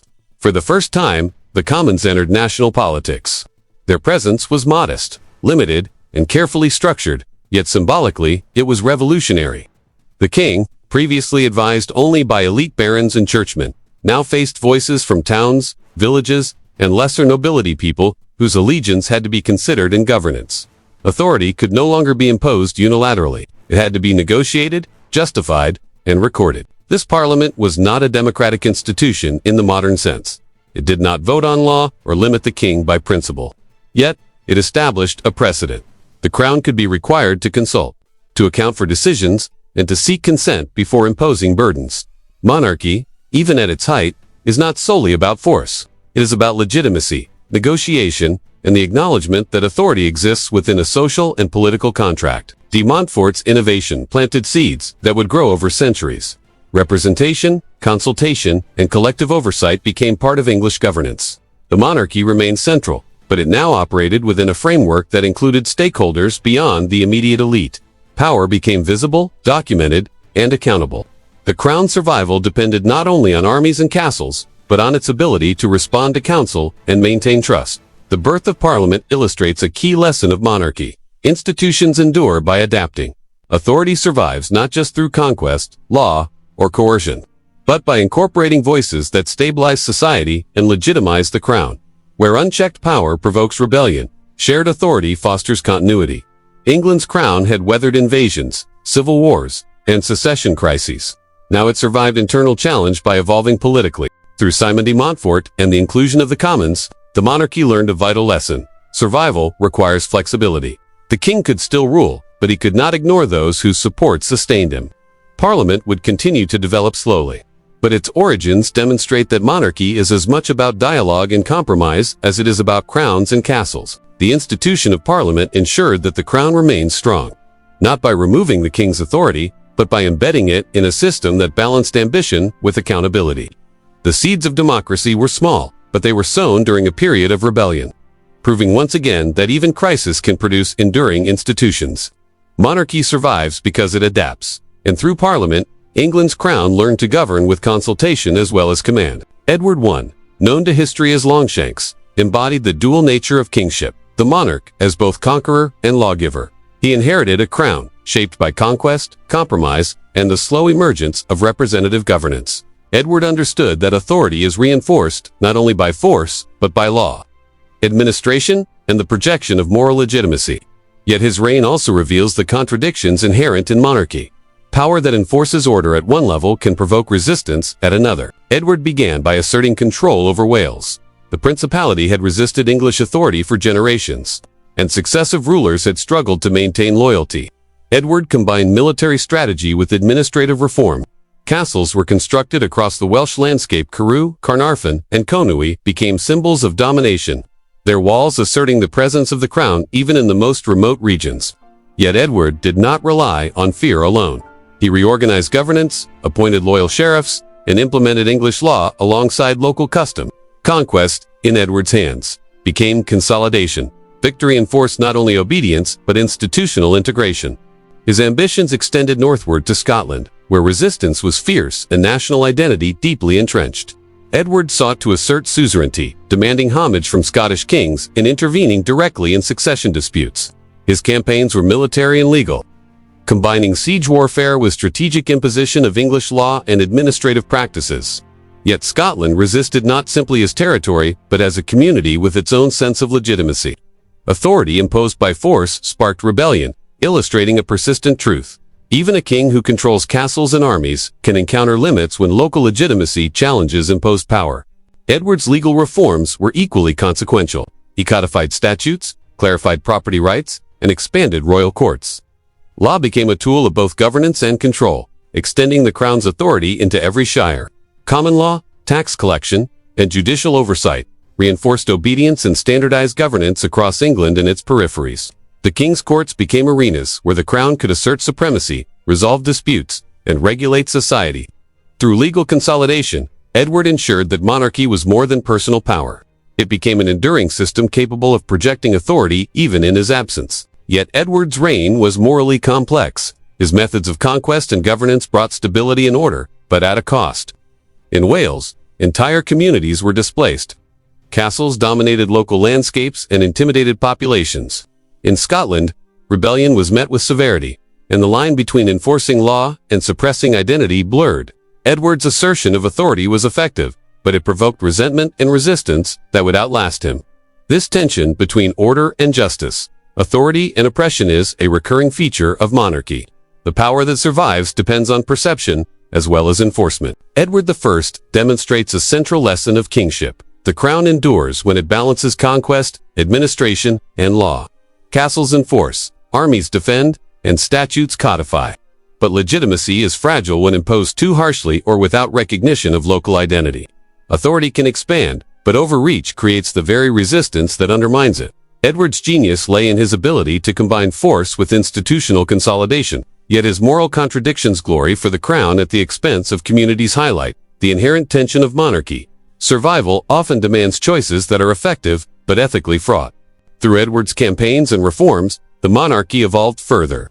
England's crown became not only a symbol of personal rule, but also a system of law, governance, and control capable of enduring crises, rebellion, and expansion. Yet Edward's reign also reminds us that limits exist. Even the most powerful king cannot impose authority everywhere without encountering the constraints of legitimacy. Culture and human resistance. Conquest can extend boundaries. Law can project control. Yet monarchy must navigate the delicate balance between power and perception, or risk igniting the very chaos it seeks to suppress. Edward I's legacy is thus dual. He strengthened the monarchy institutionally, codified law, and expanded authority, but he also illustrated the persistent moral and political contradictions of kingship. The crown survives not only by asserting power, but by negotiating the limits of its reach, a lesson as enduring as any castle he built or statute he enacted. Edward II's reign demonstrates the fragility of monarchy when authority, judgment, and loyalty falter at the top. Inherited crowns carry power, but they also carry expectation. Edward II, ascending in 1307, inherited a kingdom strengthened by law, conquest, and administration. Yet personal weaknesses, mismanagement, and alienation of key nobles would bring the monarchy to the brink of collapse. From the beginning, Edward's reliance on favorites, particularly Piers Gaveston and later Hugh Despenser, alienated the nobility.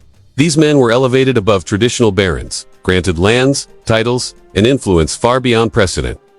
Resentment grew swiftly. Nobles saw themselves marginalized in the councils of the realm, their authority undermined, and their privileges ignored. Loyalty, once secured through recognition and shared governance, fractured. Castles and armies, though still under the crown's control, were insufficient to guarantee obedience when the elite felt betrayed. The consequences of mismanagement became painfully visible at Bannockburn in 1314. Scotland, under Robert the Bruce, challenged English authority with both strategy and legitimacy. Edward's army, numerically superior but poorly coordinated, suffered a devastating defeat. Bannockburn was more than a battlefield loss. It was a blow to royal credibility. Authority, which depends on perception as much as force, eroded. Nobles began to question not only Edward's competence, but the very stability of the monarchy itself.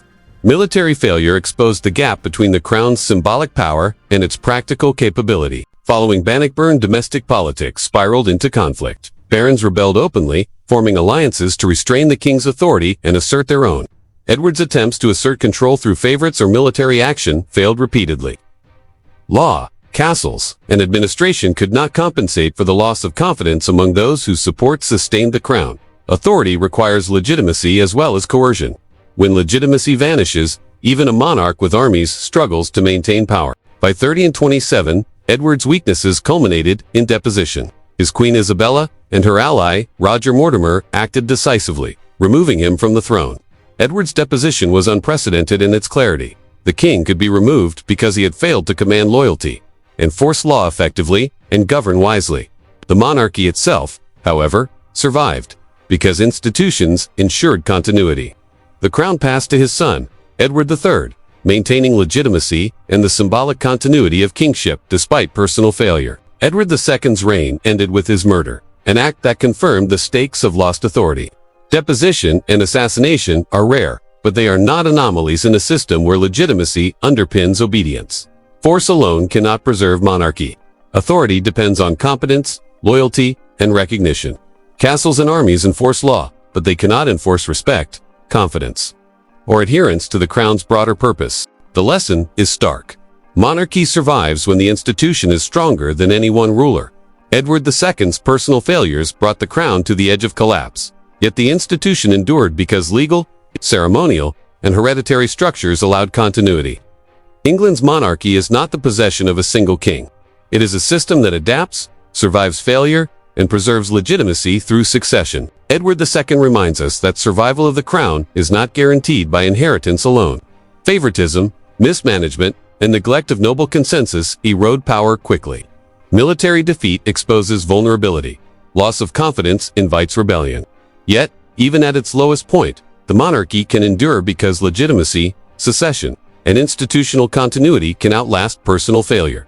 The crown survives because it is more than a person. It is a resilient institution, capable of withstanding even the worst mistakes at the top. Edward III ascended the throne in 1327.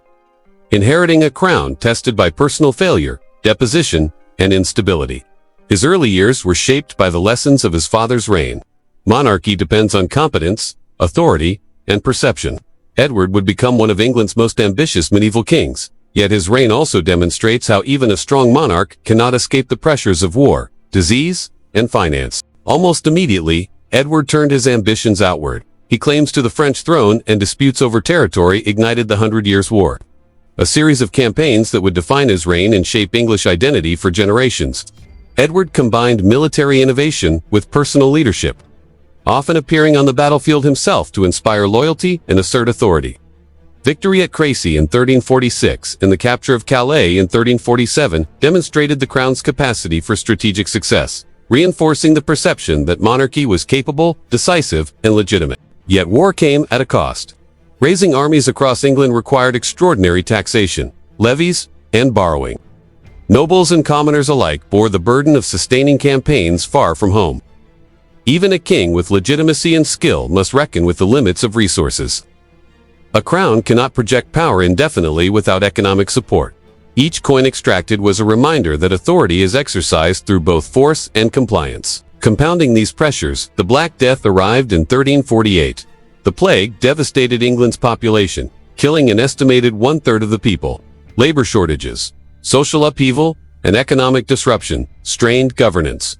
The monarchy faced new challenges, enforcing taxation, maintaining law, and commanding loyalty amid demographic collapse. Authority, which relied on recognition and obedience, was tested as communities struggled to survive. Even the strongest king could not command life itself. Edward's response combined pragmatism and vision. He sought to maintain royal revenue through creative means, including customs, duties, and grants, while attempting to stabilize labor markets and preserve social order. The crown's courts and administration remained active, ensuring that law and governance continued despite demographic collapse. Monarchy, Edward understood, is resilient not because it controls everything, but because it maintains structures that survive crises. Yet financial strain persisted. Wars demanded revenue, plagues reduced the taxable population, and inflation and scarcity created tension between crown and subject.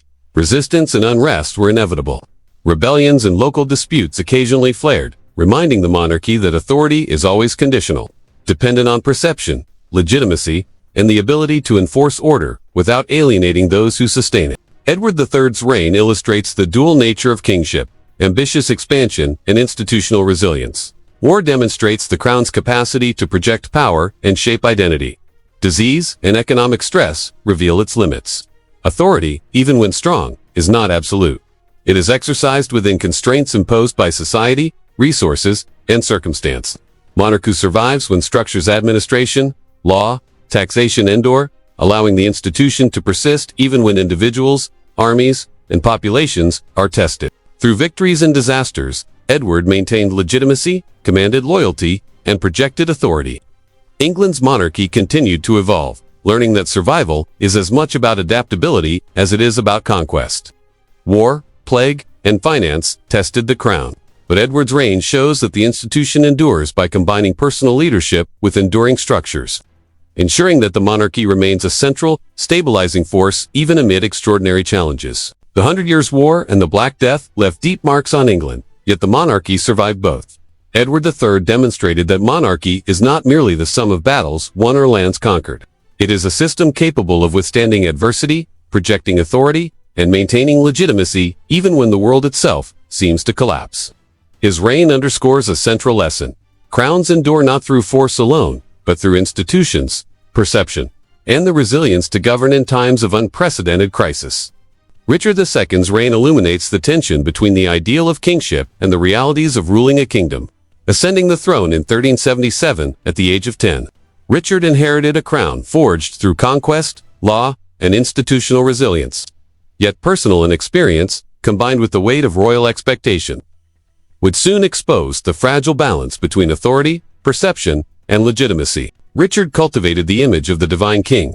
Elaborate ceremonies, pageantry, and symbolism reinforced the idea that monarchy was not merely political authority, but a sacred institution ordained by God. The crown, he believed, was above reproach. The king himself was above challenge. This vision shaped his policies, his interactions with nobles, and his sense of entitlement. But legitimacy in monarchy is not granted by ceremonial, it must be recognized and supported by those who live under it. Authority, however ornate, depends on acceptance. The Peasants' Revolt of 1381 shattered this perception. Rising from economic hardship, social tension, and frustration with taxation following the Black Death, thousands of commoners marched on London, challenging royal authority directly. Richard, barely 14, faced the reality that divine right did not guarantee obedience. The rebels executed officials, burned symbols of authority, and demonstrated the potential consequences when monarchy loses connection with the governed. Richard's response combined cunning and restraint. He negotiated with rebels, promising reforms and pardons, while secretly preparing to reassert authority. The revolt revealed a stark truth. Monarchy is strongest, not when it relies solely on ideology, ceremony, or intimidation, but when it balances authority with practical governance and addresses grievances before they explode into rebellion. Royal image can inspire awe, but legitimacy depends on perception, responsiveness, and enforcement. Tensions with the nobility continued to grow. Richard's preference for close advisors and his occasional dismissal or humiliation of powerful barons alienated the very individuals whose support was crucial. Authority requires coalition as much as force. Without noble backing, even a king with divine claims can be undermined. By 1399, discontent among the elite, combined with the consequences of mismanaged authority, led to his deposition. Richard was forced into exile, and Henry Bolingbroke ascended as Henry IV. The institution of monarchy survived, but Richard's personal authority did not. Richard II demonstrates the limits of ideology in monarchy. Divine right, ceremony, and royal image can reinforce authority, but they cannot substitute for legitimacy, consent, and practical governance. Authority depends on recognition from nobles, obedience from subjects, and the ability to enforce law and policy effectively. When these elements falter, even a king with sacred claims can be removed. His reign also illustrates a critical pattern. The crown is more resilient than the individual. Richard's failures did not destroy monarchy. Legal structures, traditions of succession, and institutional continuity allowed the transfer of power to Henry IV, preserving the monarchy despite personal catastrophe. Monarchy is not simply the sum of kings. It is an institution capable of surviving individual misrule. The lesson of Richard II is enduring. The power of the crown is conditional. Ceremony and divine claims enhance authority, but they cannot replace competence, coalition building, or responsiveness. When the crown loses touch with the people it governs, when nobles withdraw support, or when legitimacy is questioned, monarchy becomes vulnerable. Survival depends on adaptation, compromise, and the recognition that authority is exercised as much through perception and consent as through force. Richard II's exile marks a turning point in English monarchy. Divine right alone cannot secure rule. The institution survives by balancing image with reality, prestige with governance, and ideology with practical authority, a lesson that would echo for centuries as the crown navigated rebellion, legitimacy, and the enduring tension between the king and the kingdom. The late 5th-10th century plunged England into one of its darkest and most chaotic periods.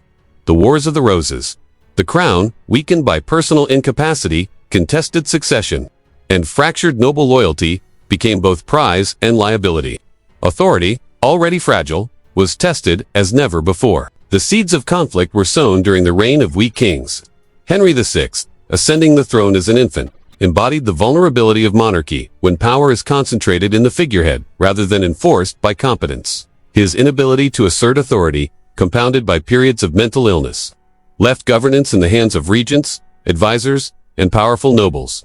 Without a strong king to unify the realm, rival factions began to pursue their own interests, often at the expense of the crown and the common people. The division split the kingdom along dynastic lines. The House of Lancaster, to which Henry VI belonged, claimed legitimacy through descent and continuity. The House of York, descended from earlier royal lines, argued that weak leadership and mismanagement justified their challenge. Nobles aligned themselves with one side or the other, but loyalty was rarely unconditional. Alliances shifted as fortunes changed, creating a volatile political landscape. Castles, armies, and retainers became instruments of personal ambition, often detached from the needs of the kingdom. Henry's periods of incapacity revealed the dangers of over-reliance on a single individual. Mental illness prevented consistent decision-making, leaving the crown's machinery in the hands of regents and advisors whose authority was contested. This absence of reliable leadership emboldened ambitious nobles, who used private armies to enforce local power, control territories, and challenge rivals. England resembled a patchwork of fiefdoms rather than a unified monarchy, and law became secondary to military might. The Wars of the Roses demonstrate the fragile balance between monarchy and nobility. Authority is maintained not only through force but through recognition, legitimacy, and competence. When the king is unable to govern effectively, nobles can assert influence, exploit weaknesses, and even fight wars over succession. Castles and armies enforce loyalty, temporarily, but enduring control requires perception and governance. Without these, civil war becomes inevitable. The struggle between Lancaster and York also illustrates a pattern in monarchy. Dynastic conflict threatens the institution itself, yet the crown often survives because structures of succession, administration, and recognition persist. Even when personal leadership fails, the monarchy as a system continues, ready to be reclaimed by a capable ruler. In the end, the Wars of the Roses were not simply battles over territory, they were battles over legitimacy, authority, and the survival of monarchy amid weakness. Weak kings, mental illness, and powerful noble armies created conditions in which the institution of the crown was repeatedly tested. Yet, despite the bloodshed, the monarchy endured, demonstrating that, while individual kings may falter, the crown can survive chaos if the principles of succession, law, and recognition remain intact. This era is a stark reminder. Monarchy is never guaranteed by birth alone. It depends on competence, legitimacy, and the support of those who enforce and recognize authority. When these fail, civil war erupts, but even in the bloodiest conflict, the institution can survive, learning and adapting from its own fragility. Edward IV's rise to power marked a turning point in the Wars of the Roses, demonstrating how monarchy can be restored and reinforced through decisive action, military might, and strategic alliances. England had descended into chaos, with weak kings and fractured loyalties, creating a landscape where noble ambition often outweighed loyalty to the crown. Edward's reign illustrates that authority can be regained, but it may come at a high cost. Edward, a Yorkist claimant, emerged as a skilled military leader and shrewd political strategist. His victories were not simply symbolic. They were necessary to reassert royal authority over a divided kingdom. The Battle of Towton in 1461 was the bloodiest engagement of the Wars of the Roses, a brutal confrontation in which tens of thousands fought and died. Victory here was decisive. It secured Edward's claim to the throne and demonstrated that monarchy could be enforced through force when legitimacy was contested. Yet the scale of the battle also highlights a grim reality of medieval kingship authority, often relied on violence and survival demanded ruthlessness. Central to Edward's consolidation of power was his alliance with Richard Neville, Earl of Warwick, later known as the Kingmaker. Warwick's influence illustrates the dependency of monarchy on powerful nobles. Kings could not govern alone. They relied on the military, political, and financial support of elite allies. Warwick provided this support, shaping military campaigns, securing loyalty among other nobles, and enabling Edward to reclaim and maintain the crown. Yet the relationship was fragile. When Edward began to assert independence and challenge Warwick's authority, the kingmaker's loyalty shifted, revealing a persistent truth. Monarchy relies on negotiation, reward, and careful management of ambitious subordinates. Edward IV's reign underscores the dual nature of royal power. On one hand, victory in battle and control of strategic castles demonstrated the physical enforcement of authority. On the other hand, the crown's survival depended on recognition, negotiation, and the maintenance of elite alliances. Authority is never absolute.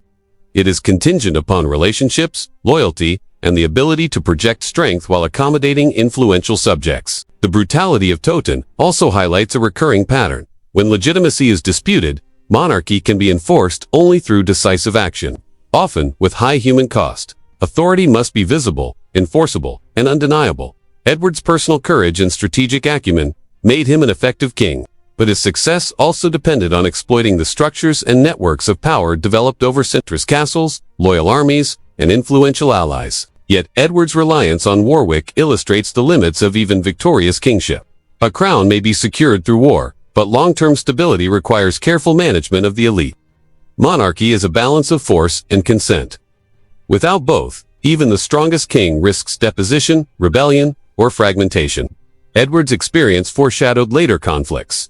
The crown's authority is reinforced by loyalty, but that loyalty is never guaranteed.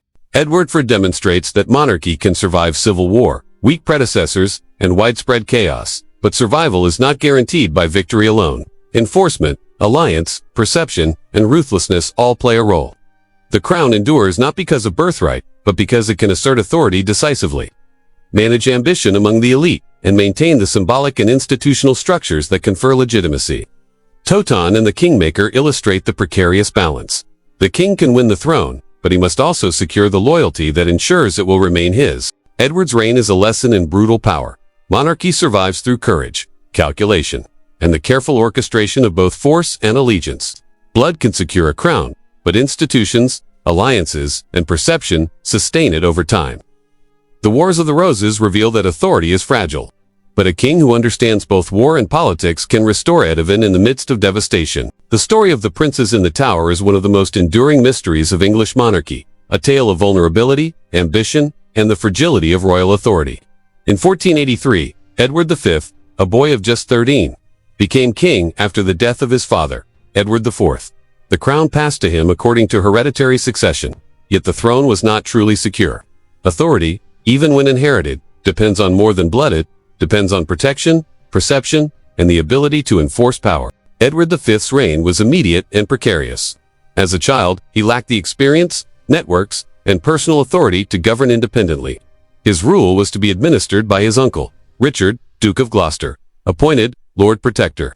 Guardianship of a minor king placed enormous power in the hands of advisors and relatives. And in this case, ambition quickly collided with duty. The crown, though legally Edward's, was exposed to intrigue, manipulation, and potential usurpation. Within months, the boy king and his younger brother, Richard of Shrewsbury, were lodged in the Tower of London, ostensibly in preparation for Edward's coronation. Yet the Tower, long a symbol of royal authority and a fortress for protection, also became a prison and a stage for fear. Their disappearance remains shrouded in mystery, with historians debating whether Richard of Gloucester ordered their deaths to secure the throne or whether other actors were involved. The uncertainty itself reveals a central truth about monarchy. The crown is strongest when power is exercised visibly, but vulnerable when authority is concentrated in an unprotected or inexperienced figurehead. The case of the Princes in the Tower underscores the precariousness of succession. Even lawful heirs are not immune to danger when the machinery of monarchy is manipulated by ambition. Authority is not guaranteed by birth alone. It is enforced through loyalty, military strength, and political alliances. The absence of a strong, decisive ruler allowed uncertainty to fester, illustrating that monarchy depends as much on perception and control as on legal legitimacy. Fear and speculation surrounding the prince's fate shaped public perception of the crown. Questions about legitimacy, murder, and ambition eroded trust in the monarchy, showing that symbolic power can be undermined by acts of intrigue and uncertainty. Even a victorious dynasty, like the Yorkists, could be destabilized by internal weakness and contested succession. The crown's survival depended on the management of both reality and appearance. Here, perception was as influential as force. Ultimately, the tragedy of Edward V and his brother illustrates a recurring pattern. Weak or absent, kings invite crisis. Succession, especially involving minors, exposes the monarchy to manipulation and challenges from those who seek power. Castles, armies, and law are insufficient when the king cannot assert authority. Personally, the crown's endurance relies on competent leadership, loyal alliances, and the ability to project legitimacy. The mystery of the princes in the tower endures not only as a story of lost heirs, but as a cautionary tale of monarchy itself. Authority, even when inherited by birthright, is fragile. Fear, ambition, and secrecy can undermine even the most established crown. Monarchy survives, but only when power is exercised decisively, visibly, and with the support of those whose allegiance sustains it. In this episode, England witnessed how vulnerability at the top can threaten continuity. Leaving the crown exposed to intrigue, speculation, and tragedy, Richard III's reign marks the closing chapter of medieval English monarchy, a period defined by dynastic struggle, contested legitimacy, and the violent assertion of power. He ascended the throne in 1483 amid controversy following the disappearance of his nephews, the princes in the Tower. Richard inherited a crown, steeped in uncertainty, a kingdom fractured by decades of civil war, and a legacy of suspicion that would shape the final years of the Plantagenet line. Richard's authority was immediate but fragile. His claim was challenged by remaining Yorkist supporters, Lancastrian sympathizers, and those unsettled by the mysterious fate of his nephews. The crown's legitimacy, always a delicate balance of birthright, recognition, and control, was tested at every turn. Castles and armies provided enforcement, but perception remained as powerful a tool as force. Richard needed both the sword and the consent of the realm to survive. The king ruled with a combination of efficiency and ruthlessness. He centralized administration, strengthened law and order, and sought to restore stability after decades of unrest. Yet his reign was overshadowed by questions of morality and legitimacy. The disappearance of the princes cast a long shadow, and chroniclers, both contemporary and later, debated his involvement. Richard's authority was strong where he could project it, but vulnerable wherever perception questioned his right to rule. The ultimate test of Richard's kingship came at the Battle of Bosworth Field in 1485. Henry Tudor, claiming the throne through Lancastrian descent and backed by disaffected nobles, confronted Richard in what would become a decisive engagement. Richard fought with courage and skill, leading from the front. But he was outnumbered, outmaneuvered, and betrayed by those whose loyalty had been secured in times of necessity but not fully guaranteed. Castles, armies, and law could not substitute for the fundamental need for broad support when legitimacy was contested. Richard's death in battle marked the end of the Plantagenet dynasty and the conclusion of the medieval era in England. The crown passed to Henry VII, inaugurating the Tudor line and signaling a shift in monarchy. Power would increasingly be centralized. Legitimacy would be reinforced by dynasty and marriage alliances. And the lessons of civil war and contested succession would shape governance for generations. The institution survived, but the era of the feudal king navigating fragmented loyalties and private armies came to a close. Bosworth demonstrates the ultimate vulnerability of monarchy, when authority is dependent on personal loyalty and contested legitimacy. Richard III's reign was competent in administration and courageous in battle. Yet it could not overcome the accumulated weight of dynastic crisis, factional ambition, and popular perception. Monarchy endures not because kings are invincible, but because institutions, succession, and the recognition of authority persist beyond individual failure. Richard III's story is the culmination of centuries of struggle. Weak kings, civil war, disputed succession, and the negotiation of power between crown and nobility. His death is not merely a historical event. It represents the transition from medieval monarchy reliant on personal loyalty and military enforcement to a more centralized and institutional crown. Authority, legitimacy, and perception converge in this moment, underscoring a central truth. The crown survives not through individual heroism alone, but through the resilience of the institution that outlasts even the last medieval king. The Battle of Bosworth and the end of Richard III's reign remind us that monarchy is both fragile and enduring. Kings may fall, dynasties may end, and battles may decide the fate of crowns. Yet the institution itself adapts, learns from its crises, and persists, carrying forward lessons of legitimacy, governance, and the balance of power that define the survival of monarchy through centuries. Henry VII emerged from the chaos of the Wars of the Roses determined to do what previous monarchs often could not: secure the crown and ensure its survival through careful, calculated control. Ascending in 1485 after defeating Richard III at Bosworth Field, he inherited a kingdom exhausted by decades of civil war, fragile in loyalty, and rife with the ambition of powerful nobles. Henry's reign demonstrates a new approach to monarchy: stability through discipline, administration, and the strategic limitation of threats.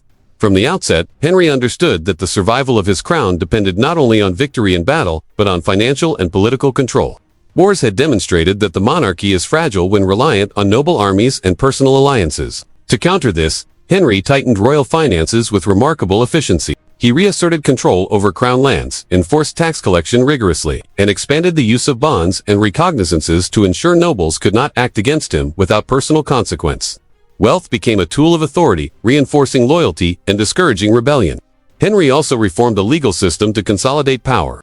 The Star Chamber, a court directly under the king's authority, became an instrument to monitor, punish, and intimidate the elite. It dealt with nobles who might defy the crown, enforce property rights, or engage in private warfare.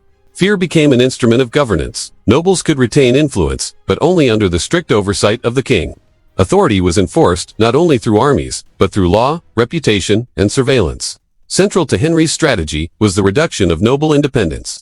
Castles, private armies, and regional power bases had long threatened the monarchy. Henry curtailed their ability to act autonomously by controlling marriage alliances, confiscating lands, and creating obligations that bound them to his will.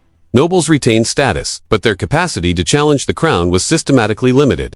Stability was achieved through a combination of reward, regulation, and fear, a calculated balancing act that secured monarchy without open warfare. Yet Henry's reign was not simply about coercion. The crown's authority was reinforced by visible competence and careful administration. Justice, taxation, and governance were predictable and enforced uniformly, which strengthened legitimacy. Nobles could trust the system to operate fairly when aligned with royal interests. But they also understood the consequences of defiance. Monarchy had evolved. Legitimacy was now paired with discipline and control, ensuring that authority was respected even when personal loyalty wavered. Henry VII's approach underscores a recurring pattern in monarchy. Survival depends on adaptability. Previous reigns had suffered from weak kings, absent rulers, or uncontrolled nobles. Henry learned from history. A king who consolidates finances, enforces law, and curtails rival power secures not only his crown, but the institution itself. The Tudor strategy was pragmatic, even ruthless, but it produced enduring stability. England would not face a comparable civil collapse for generations. Through financial discipline, legal oversight, and careful management of noble power, Henry VII created a monarchy resilient to rebellion and ambition. The crown endured because authority was enforced comprehensively through law, wealth, and strategic intimidation while legitimacy remained intact. His reign illustrates a central truth of kingship. Authority is strongest when backed by both capability and control. Force alone is insufficient. Legitimacy alone is fragile. The combination, administered wisely, ensures the survival of the institution. Henry VII's legacy is clear. Monarchy can survive chaos by balancing enforcement with legitimacy, fear with competence, and central authority with disciplined elites. The crown had endured centuries of war, deposition, and civil strife. Now, under Henry, it would be secure not through conquest alone, but through administration, calculation, and the imposition of order. The Tudor fix was subtle, ruthless, and effective. The monarchy would survive because it had learned to control the forces that had once threatened to destroy it. Henry VIII stands as one of the most dramatic figures in English monarchy, a king whose ambition, personal desires, and thirst for control reshaped both crown and kingdom. Ascending in 1509, he inherited a stable monarchy from his father, Henry VII, but he was determined to expand royal authority far beyond precedent, both over his subjects and, astonishingly, over the church itself. His reign illustrates the extremes of monarchy when personal will is placed above tradition, religion, and even morality. Henry's personal life was inseparable from political consequence. 6 marriages marked his reign, each reflecting ambition, alliance, and obsession with succession. The need for a male heir drove decisions that had enormous political and religious ramifications. When the Pope refused to annul his first marriage, Henry responded, not with negotiation, but with revolution. He severed England from the authority of Rome. The Act of Supremacy in 1534 declared the king the supreme head of the Church of England, placing the crown above God in matters of governance and doctrine. Authority, once balanced between monarch and church, now rested entirely in the king's person. The break with Rome was not merely symbolic. It was a consolidation of power that extended to every corner of England. Henry dissolved the monasteries, seizing their wealth, lands, and influence. Religious institutions that had once rivaled royal authority were dismantled, reinforcing the crown's supremacy. The dissolution had economic, social, and political effects. It filled the royal treasury, redistributed land to loyal nobles, and removed an alternative source of authority. The monarchy, in effect, absorbed spiritual and temporal power alike, demonstrating that absolute authority could be asserted but at tremendous cost. Yet Henry's assertion of power came with insecurity and tyranny. Fear of rebellion, real or imagined, shaped his rule. Nobles were executed on suspicion of disloyalty, advisors were replaced or imprisoned, and succession crises loomed continually. Authority enforced by terror is effective, but it is inherently unstable. When fear becomes the primary instrument of governance, loyalty is conditional and obedience fragile. Even the Crown's enormous legal and administrative apparatus could not fully guarantee compliance in a climate of mistrust. Henry VIII's reign illustrates a paradox of monarchy. Extreme centralization of authority strengthens the crown materially and institutionally, but it also exposes the institution to risk when concentrated in the person of a single ruler. His reforms and assertive control reinforced royal power for decades, yet they created dependency on the king's judgment, personality, and will. The crown's survival became tied to the individual more than ever, a dangerous concentration of authority that would pose challenges for his successors. Through marriages, religious revolution, and consolidation of wealth and power, Henry VIII redefined what monarchy could command. The crown was no longer just a temporal institution, it became the ultimate authority in spiritual and legal matters. Yet his tyranny, paranoia, and obsession with succession reveal a central lesson. Absolute power can protect the crown, but it also heightens vulnerability. Authority survives when it commands respect and recognition. It can endure through coercion, but fear alone cannot guarantee legitimacy. Henry VIII's legacy is both remarkable and cautionary. The monarchy emerged stronger, wealthier, and more centralized than ever before. Yet the methods tyranny, execution, and religious revolution demonstrated that personal ambition can both secure and endanger the crown. The institution endured because it had robust structures, administration, and legal foundations to absorb shocks. But Henry's reign reminds us that monarchy is at its most precarious when authority is concentrated in one person, untempered by tradition, counsel, or restraint. In the reign of Henry VIII, the crown became synonymous with power itself, even over God. England's monarchy was transformed, asserting unprecedented control over church, nobility, and law. Yet the lesson of his rule endures. Authority may be absolute, but survival depends on balance between fear and loyalty, ambition and prudence, and personal will and institutional resilience.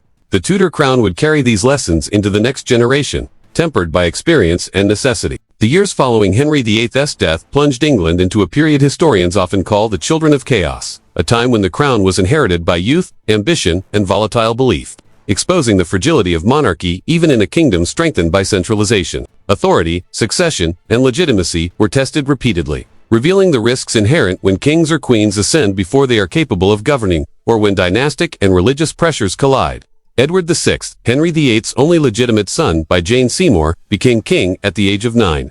His reign was dominated by regents and advisors, particularly Edward Seymour, Duke of Somerset, and later John Dudley, Duke of Northumberland. Edward's youth left him incapable of exercising authority directly, and the crown functioned through proxy. Administration continued, laws were enforced, and religious reforms advanced, but the monarchy's personal presence, the visible authority of the sovereign, was absent. This absence illustrates a recurring truth. Monarchy depends not only on legal succession, but on the ruler's capacity to project power and inspire obedience. Edward's death in 1553 precipitated a crisis. The succession was contested, and in an attempt to preserve Protestant rule, John Dudley placed Lady Jane Grey on the throne. She reigned for only 9 days before Mary I, Henry VIII's Catholic daughter, asserted her claim. Jane's brief tenure demonstrates the limits of institutional authority when legitimacy is disputed and the ruler lacks personal power. Castles, armies, and bureaucracies were insufficient to secure her crown. The monarchy relies as much on recognition and loyalty as on legal or dynastic claims. Mary's accession restored stability, but through fear and persecution, determined to reverse the Protestant reforms of her father and brother.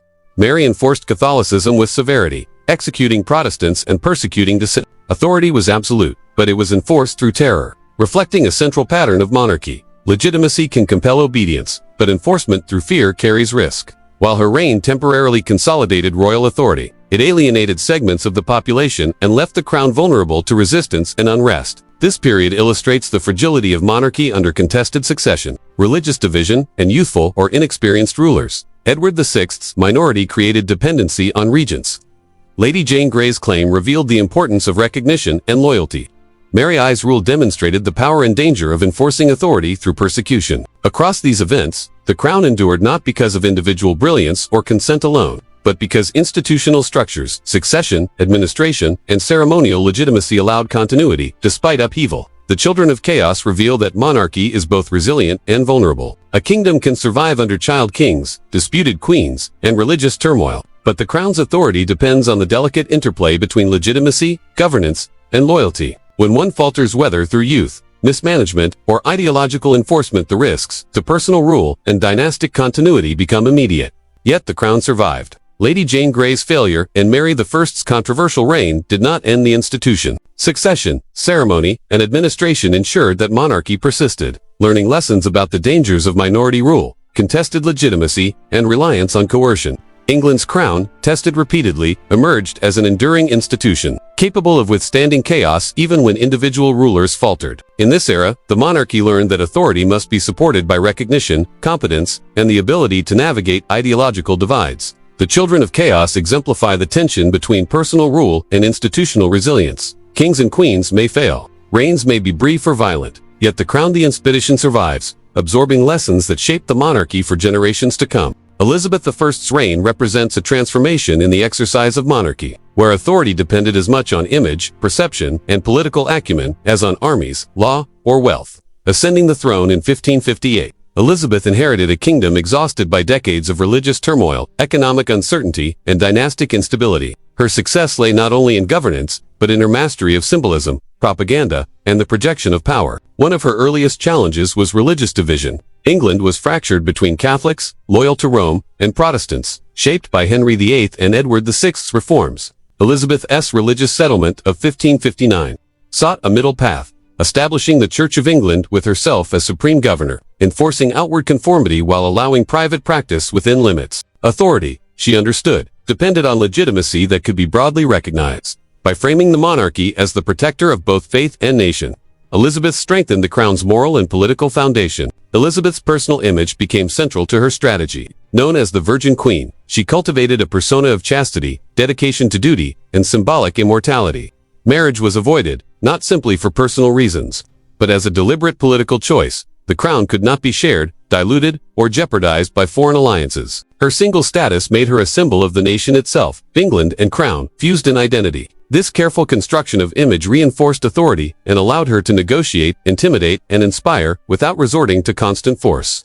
Military threats still loomed. The Spanish Armada of 1588 tested the monarchy's authority, legitimacy, and capacity to mobilize the kingdom. England's victory, against overwhelming odds, was as much a triumph of morale, preparation, and perception as of military prowess. Elizabeth's famous speech to her troops at Tilbury reinforced her personal authority and her symbolic embodiment of the crown. Power, she demonstrated, is as much about inspiring belief as it is about commanding armies. Culture and propaganda were essential tools. Portraits, literature, and public appearances were carefully orchestrated to project stability, wisdom, and divine favor. The monarchy became visible in ways that had never been before. The Queen's image reinforced loyalty, inspired subjects, and communicated political messages. Authority was no longer simply enforced through law or coercion. It was performed, seen, and felt across the realm.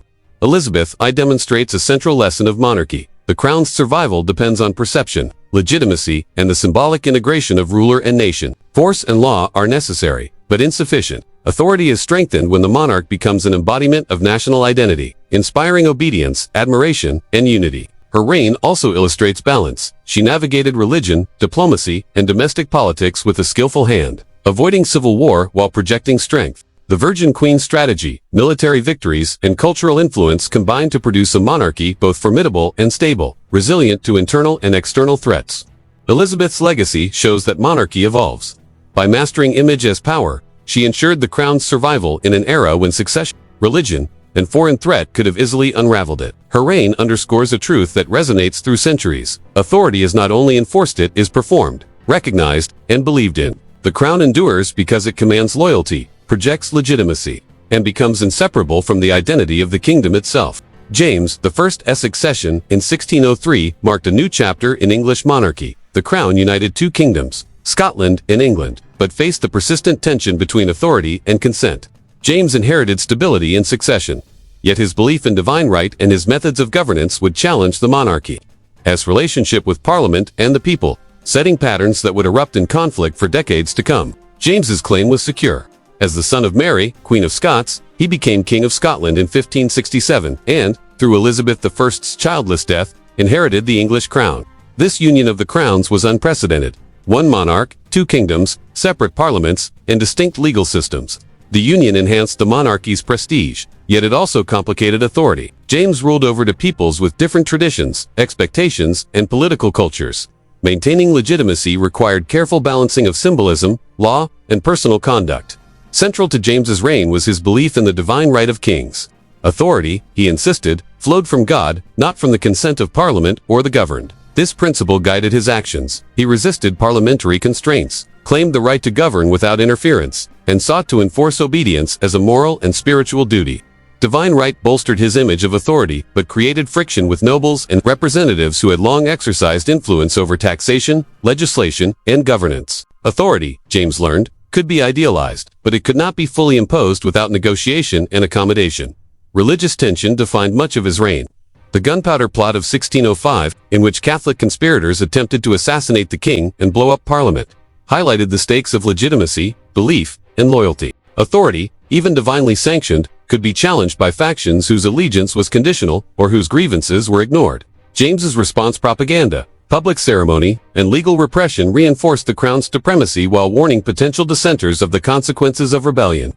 The monarchy was both spiritual and temporal, its survival dependent on perception, law, and enforcement. James also sought to unify his realms culturally and intellectually. He commissioned the King James Bible in 1611, a project that combined political authority, religious legitimacy, and cultural influence. By placing the crown at the center of a spiritual and national project, he reinforced authority in a way that transcended force or coercion. Belief, literacy, and ritual became instruments of monarchy, extending power into the hearts and minds of the population. Yet James's insistence on divine right created tension with Parliament that would escalate after his death.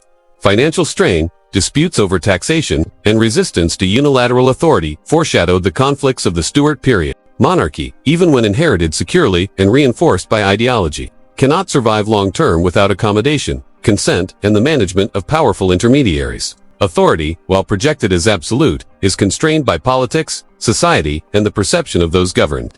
James I's reign teaches a dual lesson. Ideology can strengthen monarchy, but authority ultimately depends on recognition and support. Divine right enhanced his image and justified actions, yet it provoked resistance when applied rigidly. The crown survived, the union endured, and the monarchy's symbolic and institutional power expanded. But James's approach sowed seeds of tension that would erupt under his successors. In summary, James I demonstrates the evolving nature of kingship. Authority is not only exercised through armies or law, but through ideology, belief, and symbolic projects. Divine right can reinforce obedience, but it cannot fully substitute for negotiation, legitimacy, or consent.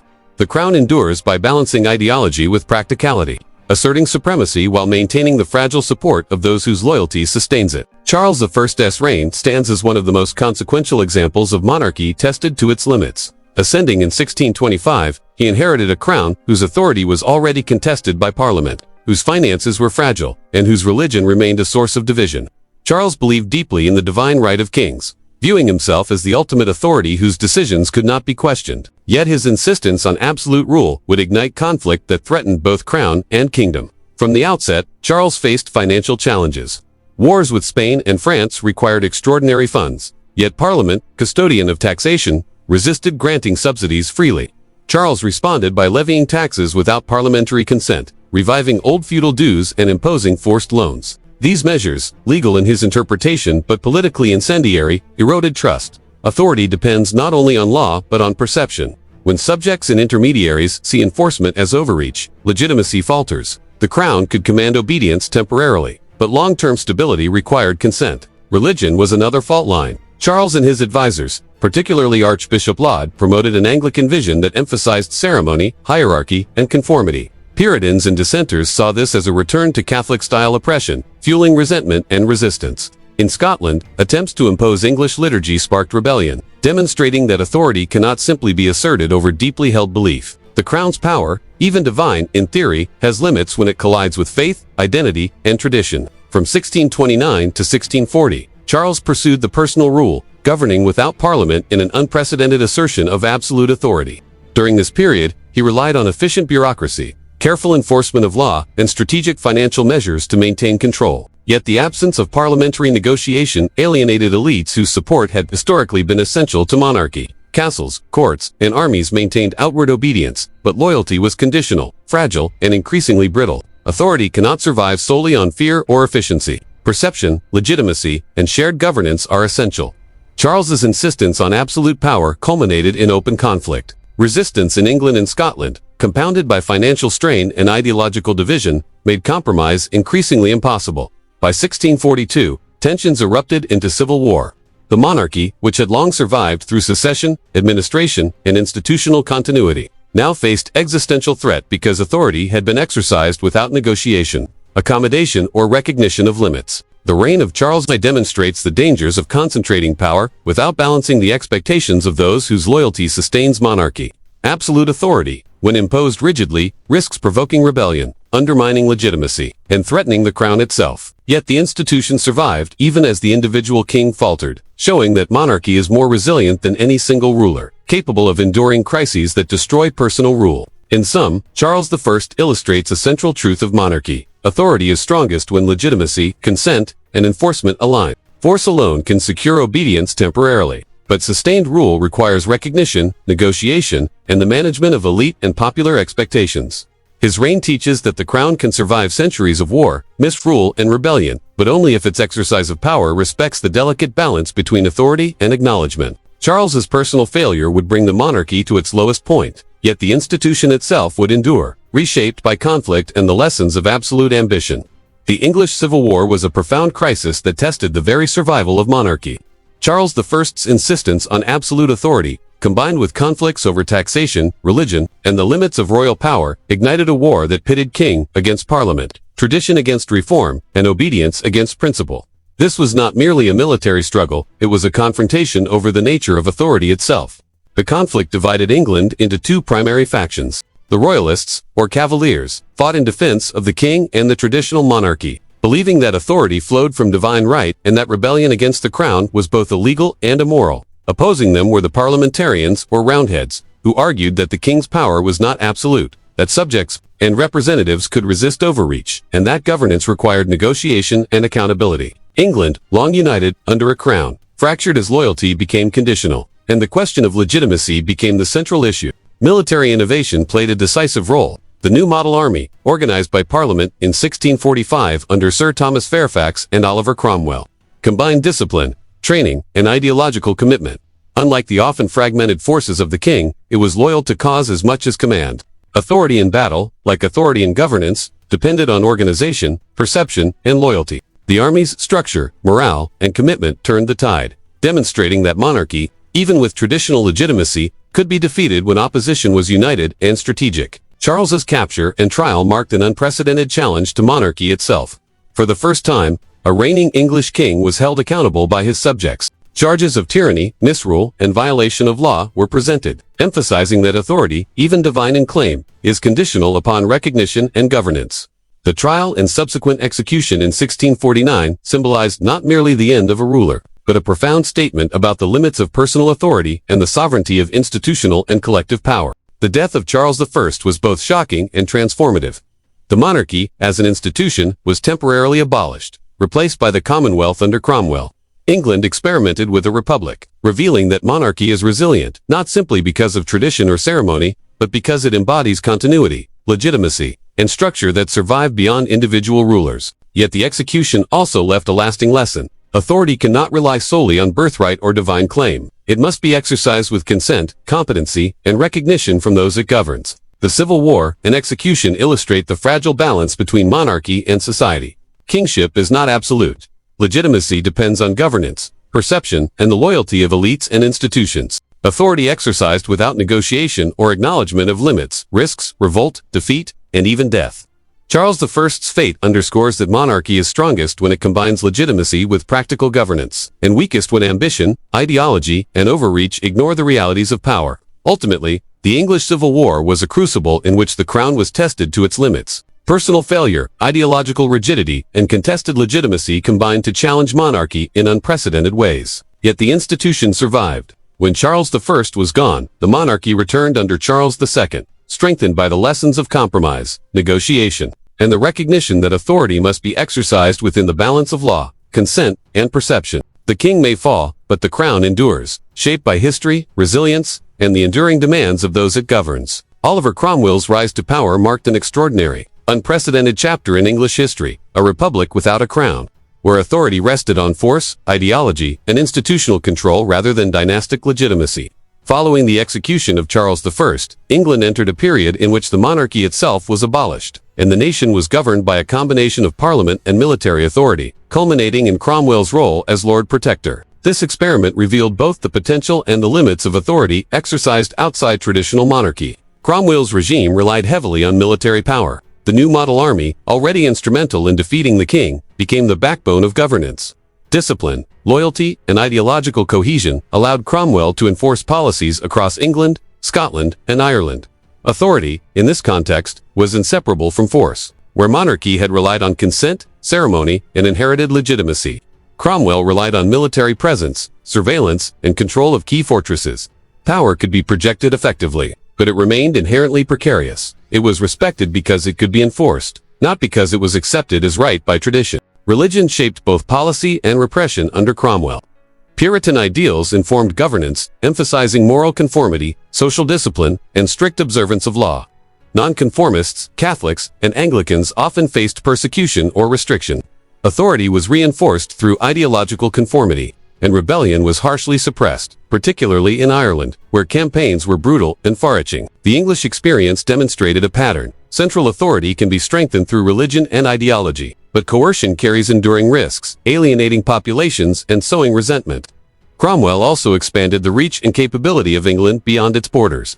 The navy was strengthened, trade and colonial ventures advanced, and military campaigns extended English influence overseas. Authority, now tied to state capacity rather than personal legitimacy, allowed England to project power internationally.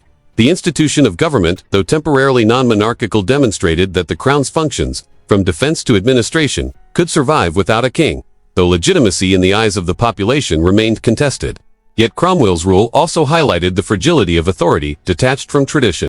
Without dynastic legitimacy, the regime depended on personal authority and the continued support of the army. When Cromwell died in 1658, the Protectorate lacked both the institutional depth and popular acceptance to survive. Within 2 years, the monarchy was restored under Charles II, emphasizing that even effective governance and military power could not permanently replace the symbolic and historical legitimacy of the crown. Cromwell's England teaches that authority can be exercised through force, ideology, and institutional control, but long-term legitimacy requires broader recognition and continuity. Military rule can enforce obedience. Religion and ideology can inspire loyalty. Empire and navy can project strength but without inherited or widely accepted legitimacy. Authority is precarious, vulnerable to collapse when personal or institutional support falters. In essence, Cromwell preserved stability temporarily, strengthened the state, and expanded English influence. Yet the absence of the crown exposed the deep cultural, symbolic, and political foundations upon which monarchy rested. The experiment of the Republic confirmed a central lesson. Monarchy endures not solely because of law or administration, but because it embodies legitimacy, continuity, and recognition that cannot easily be replicated, even by the most capable or powerful ruler. Cromwell's England stands as both a testament to the capacity of governance beyond monarchy and a warning about its limits. Authority requires force, ideology, and organization, but survival of the institution depends on legitimacy, tradition, and recognition by the people. The crown, though removed, would return, proving its resilience and the enduring importance of its symbolic and practical authority. The Commonwealth and Protectorate of Oliver Cromwell remain one of the most remarkable experiments in English political history. A republic attempting to function without a crown, without dynastic continuity, and without the centuries-old traditions that had previously underpinned authority. While Cromwell's England achieved order, military success, and even economic growth, it ultimately collapsed within a few years of his death. The failure of the Republic was not due to incompetence or lack of effort. It was the inevitable consequence of a fundamental absence. Legitimacy grounded in tradition and recognition. To understand the Republic's failure, it is essential first to consider what monarchy provides that a republic lacked. For centuries, the crown had been the central symbol of authority in England. It embodied continuity, dynastic legitimacy, and the recognition of subjects, nobles, and foreign powers. Even during civil war and the execution of Charles I, the monarchy remained an institution whose symbolic and legal authority was respected. Cromwell's regime replaced the king with a new authority, one rooted in military power, ideological conviction, and parliamentary governance. While this could enforce laws and command obedience, it could not inspire the inherent recognition that monarchy had cultivated over generations. Oliver Cromwell himself was a formidable leader. His military victories, particularly in the Civil War and the conquest of Ireland and Scotland, demonstrated extraordinary organizational skill and strategic acumen.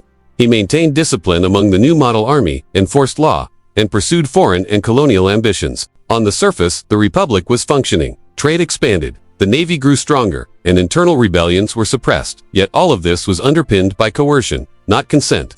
The new model army, loyal to Cromwell personally and ideologically committed, served as both the foundation and limitation of authority.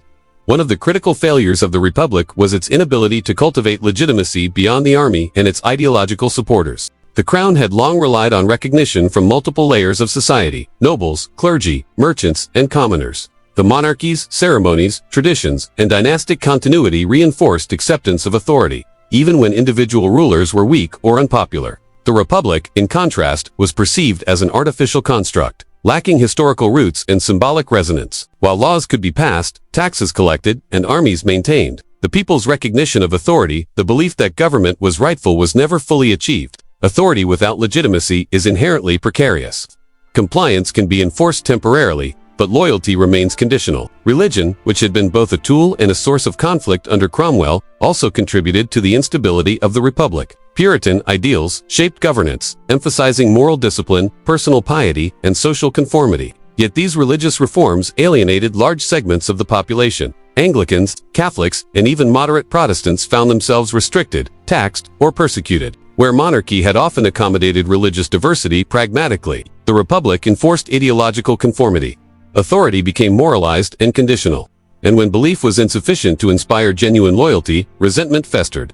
Compliance was maintained through surveillance and repression, but the population's recognition of government as legitimate was lacking. Cromwell's personal authority was another double-edged sword. As Lord Protector, he concentrated executive power, effectively replacing a king with a military and bureaucratic dictator. His charisma, reputation, and competence made the regime functional during his lifetime. However, the Republic was institutionally dependent on his presence. Unlike monarchy, where dynastic succession ensures continuity, the Republic had no clear mechanism for transferring power.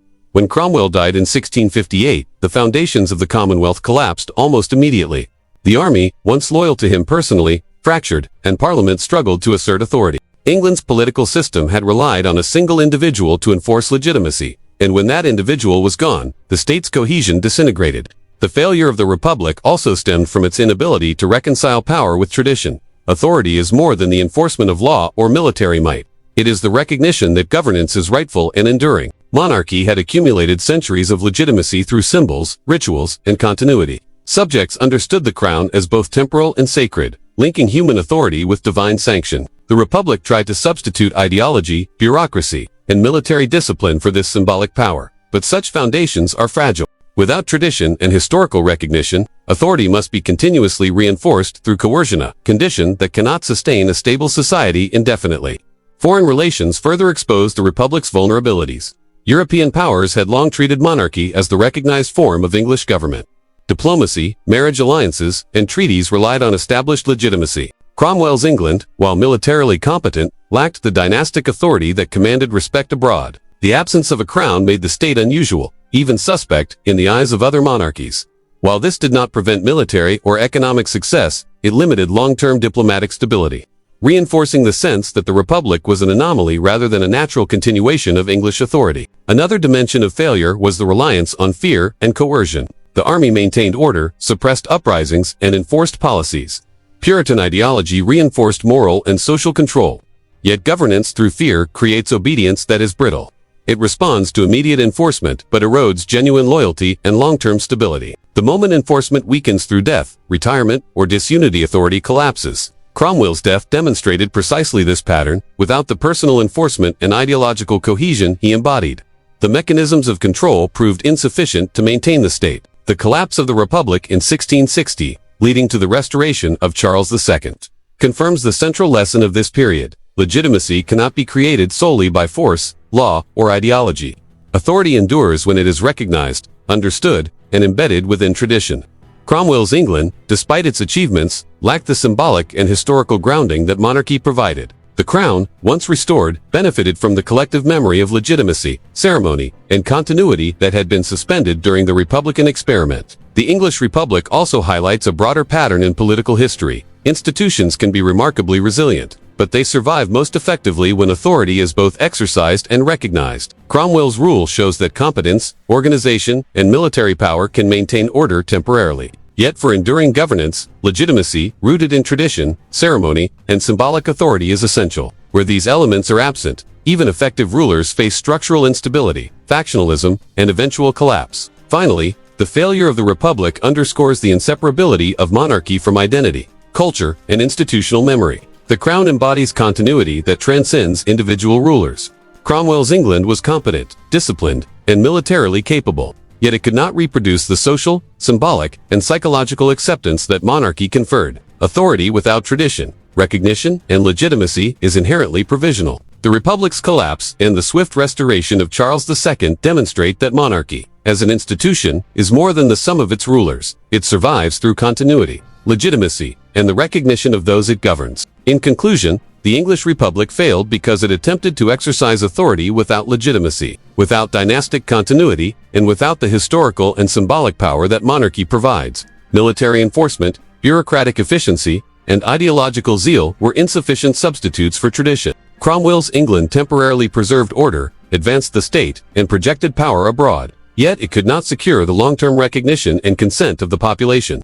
The monarchy returned not because of chance, but because authority rooted in tradition, ceremony, and legitimacy endures beyond individual rulers, outlasting experiments in power that rely solely on force or ideology. The lesson is clear. Power without tradition is unstable. Legitimacy without recognition is hollow. Cromwell's republic was a bold experiment in authority, but it ultimately confirmed a fundamental truth of English history. Monarchy survives because it embodies continuity, legitimacy, and symbolic authoritative qualities that even the most capable or determined ruler cannot replace through force alone. The Restoration of 1660 marked the dramatic return of the English monarchy. After 11 years of republic and military rule, Charles II, son of the executed Charles I, reclaimed the throne amidst a kingdom exhausted by civil war, political upheaval, and social turmoil. Yet his return was not merely a resumption of the past.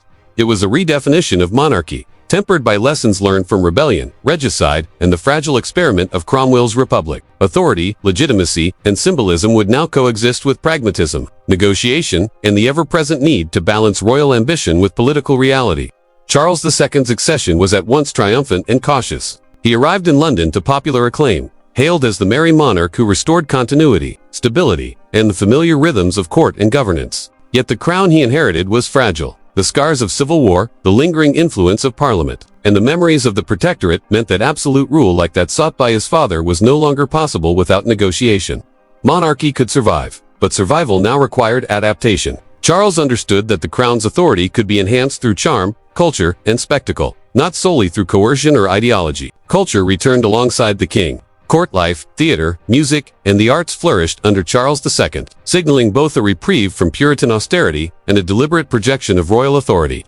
The monarchy, once a purely political and administrative institution, became a central cultural force. Patronage of the arts, public celebrations, and the revival of courtly ceremonies reinforced legitimacy, demonstrating that authority can be expressed through symbolism, performance, and shared experience as effectively as through laws or armies.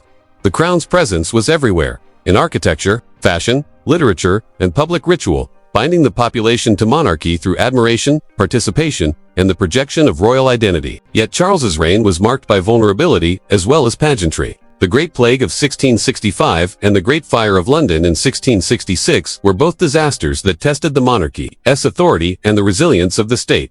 Plague killed tens of thousands, instilling fear and undermining social cohesion, while the fire destroyed much of London, disrupting trade, housing, and daily life. In both crises, the king's response demonstrated that monarchy's survival depended on visible leadership, decisive action, and the capacity to restore order. Authority, even when legitimate, requires demonstration through competence and presence, particularly in times of social upheaval. The Restoration also reflected lessons learned from the collapse of monarchy under Charles I. Parliament remained a powerful counterweight, ensuring that the crown could not act without negotiation or recognition. Charles II understood that royal authority now operated in a system tempered by consultation. compromise, and the recognition of vested interests. His personal charm, diplomacy, and political skill allowed him to navigate this delicate balance, maintaining power without provoking the kind of open rebellion that had claimed his father. Monarchy had been redefined. It was at once resilient and limited, ceremonial and practical, traditional and adaptive. Religious tensions, though less violently expressed than during the Civil War, continued to shape the monarchy. The crown now had to negotiate Protestant, Catholic, and dissenting interests carefully. Authority could no longer be enforced unilaterally through coercion. Legitimacy depended on perception, tolerance, and the careful management of factions. Charles II, pragmatic and politically astute, embodied a monarchy that balanced personal ambition with political reality, learning from the failures of his predecessors while projecting continuity, culture, and visible authority. The Restoration also reasserted the importance of the crown's symbolic power. Public ceremonies, royal court appearances, and patronage reinforced the monarchy as a unifying institution. After years of civil war and republican experiment, the population craved stability, ritual, and recognition of continuity. The monarchy's legitimacy was enhanced not by conquest or ideology alone, but by its ability to embody identity, heritage, and national cohesion. Authority was as much about perception and culture as it was about law or coercion. Charles II's reign illustrates a broader truth about monarchy. Survival depends on adaptation. Absolute authority, like that claimed by his father, could no longer be assumed. Military enforcement, ideological supremacy, and coercion were insufficient. The crown thrived when it balanced legitimacy, cultural influence, and negotiation with political institutions. The Restoration reaffirmed that monarchy is an institution capable of absorbing failure, learning from collapse, and redefining itself for the circumstances of its time. Ultimately, the Restoration represents both continuity and reinvention. Charles II returned the crown after the humiliation of regicide and the experiment of republican rule, restoring stability while reshaping monarchy to reflect the lessons of history. Authority now operated through a combination of culture, ceremony, compromise, and visible leadership. Monarchy endured not because it returned unchanged, but because it evolved, flexible, resilient, and deeply embedded in national identity. The Restoration reminds us that monarchy is not merely a set of laws or a person on a throne. It is an institution that adapts to survive. Charles II's reign demonstrates that authority survives crisis, plague, fire, civil war when it combines legitimacy, competence, and symbolic resonance. Culture, ceremony, and the careful negotiation of power became instruments of survival. England had seen monarchy tested, overthrown, and restored, and the crown emerged stronger, more perceptive, and more resilient than ever. In this era, monarchy was redefined, no longer absolute in the medieval sense, but enduring in influence, recognized in law and ceremony, and intimately bound to the culture and identity of the nation. Charles II's restoration demonstrates that the crown survives not merely because of conquest or bloodline, but because it embodies continuity, legitimacy, and the capacity to adapt to the needs, expectations, and perceptions of its people. It is a monarchy tempered by history, strengthened by lessons of failure, and renewed through the deliberate exercise of both authority and image. The reign of James II, 1685 to 1688, represents a period in which the English monarchy was forced to confront the limits of authority, legitimacy, and the anxieties of a divided kingdom.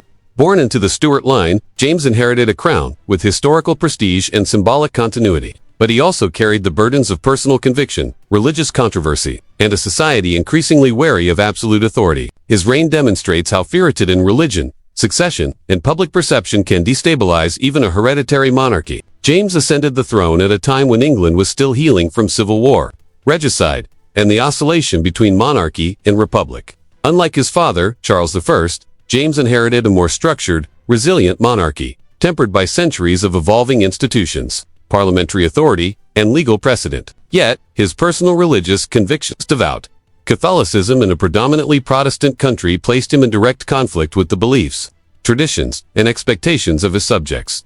Authority in monarchy is not simply a matter of inheritance. It relies on recognition, acceptance, and shared legitimacy. James's faith, at odds with the majority, threatened that recognition. Early in his reign, James sought to expand religious tolerance for Catholics and dissenters, issuing declarations that bypassed Parliament and attempted to reshape the legal and political landscape. These actions, though framed as exercises of royal prerogative, were perceived as attempts to impose Catholic influence over a Protestant nation. Fear spread among elites and commoners alike. The crown, once a symbol of continuity, now seemed a vehicle for religious transformation. Authority that contradicts the beliefs of the governed is inherently precarious. Compliance becomes tentative, and loyalty conditional. The birth of James's son in 1688 intensified anxieties. For decades, the Protestant succession had been a stabilizing principle, ensuring that monarchy would continue in a faith aligned with the nation's majority. With the arrival of a Catholic heir, fears grew that a Catholic dynasty could endure, threatening religious, political, and legal frameworks. Loyalty, already fragile due to religious tension, now faced a possibility of long-term realignment. Authority had always depended on recognition and consent. Suddenly, the crown's future seemed incompatible with public acceptance. James's insistence on absolute authority and his dismissal of parliamentary opposition exacerbated the crisis. He appointed Catholics to high office, bypassed laws, and attempted to assert prerogative over both church and state. While structurally, the monarchy remained strong, its symbolic legitimacy rotted. Nobles, merchants, and clergy whose recognition is essential to sustaining royal authority began to resist. Military loyalty wavered, and politifactions coalesced around the idea that monarchy could not be permitted to proceed unchecked. Authority, even when inherited, is not unconditional. It depends on the perception of those who grant recognition. Fear, both real and perceived, became the defining instrument of James's reign, but also its undoing. Rather than securing obedience, it generated resistance. The Glorious Revolution of 1688, in which William of Orange was invited to invade England, demonstrated that authority reliant on fear and ideological imposition can collapse rapidly when recognition and legitimacy are withdrawn. James fled the country, leaving the throne effectively vacant. The monarchy had survived centuries of civil war, religious conflict, and regicide. Yet even this enduring institution could falter when legitimacy was compromised and fear supplanted consent. James II's reign teaches a crucial lesson about the limits of monarchy. Authority, even when inherited by birthright, is constrained by perception, belief, and the willingness of elites and subjects to acknowledge it. Absolute will, ideological enforcement, or religious conviction cannot alone secure enduring loyalty. Monarchy survives not through imposition, but through the alignment of legitimacy, recognition, and acceptance. James's failure demonstrates that fear, when substituted for consent, erodes rather than strengthens authority. Yet, the institution of monarchy endured, because its symbolic, legal, and cultural foundations were resilient. The crown's survival depended on continuity, ceremony, and the ability of political actors to recalibrate legitimacy in the face of crisis. The Glorious Revolution would redefine the relationship between king and people, establishing principles that balanced authority with recognition and succession with consent. In this sense, James II's reign, though a failure in personal terms, contributed to the evolution of monarchy as a more flexible, accountable, and symbolically grounded institution. In conclusion, James II embodies the tension between inherited authority and social legitimacy. His Catholic faith attempts to enforce religious change, and the birth of an heir incompatible with the nation's expectations created fear that undermined recognition. Authority, as his reign demonstrates, is not absolute. It is sustained by the perception and acceptance of those it governs. Fear may temporarily enforce obedience, but it cannot substitute for legitimacy. The monarchy survived because the institution could absorb individual failure, adapt, and restore alignment between authority and recognition, a lesson that would shape English kings and queens for generations to come. The Glorious Revolution of 1688 was not a violent upheaval in the traditional sense, but a transformative moment that reshaped the English monarchy forever. It marked the end of absolute claims by monarchs like James II and the birth of a constitutional framework in which authority was balanced between crown, parliament, and law. The revolution demonstrates that monarchy, to survive, must evolve, aligning legitimacy with recognition and power with consent. The crisis began with the unpopular reign of James II. His Catholic faith attempts to bypass parliament, and the birth of a male heir threatened the Protestant succession and provoked widespread fear among elites and the populace. England's political leaders, clergy, and merchants were unwilling to accept a dynasty that could impose religious and political authority against the national consensus. Authority, even when inherited, depends on recognition. Without it, legitimacy falters, and resistance becomes inevitable.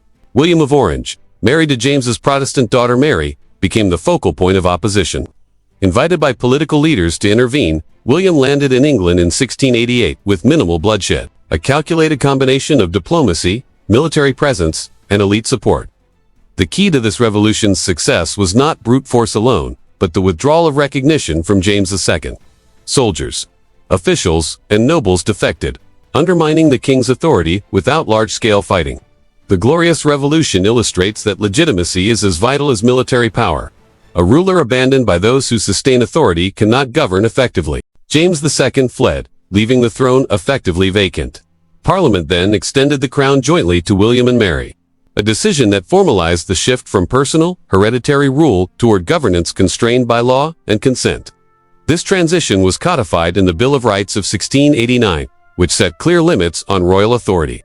The monarch could no longer suspend laws, levy taxes without parliamentary approval, or maintain a standing army in peacetime without consent. Authority was no longer absolute, it was conditional. Regulated by institutions designed to prevent the overreach that had led to civil war and regicide a century earlier. The Bill of Rights did more than limit power, it established principles of constitutional monarchy that endured to this day.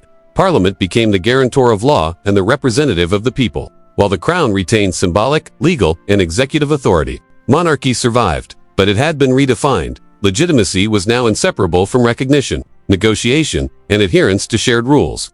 William and Mary embodied this new form of kingship, demonstrating that authority could be maintained through compromise, symbolic presence, and institutional alignment, rather than unilateral imposition. Religion remained a central issue, though now constrained by law. Protestantism was secured as the state faith, ensuring continuity and recognition among the majority.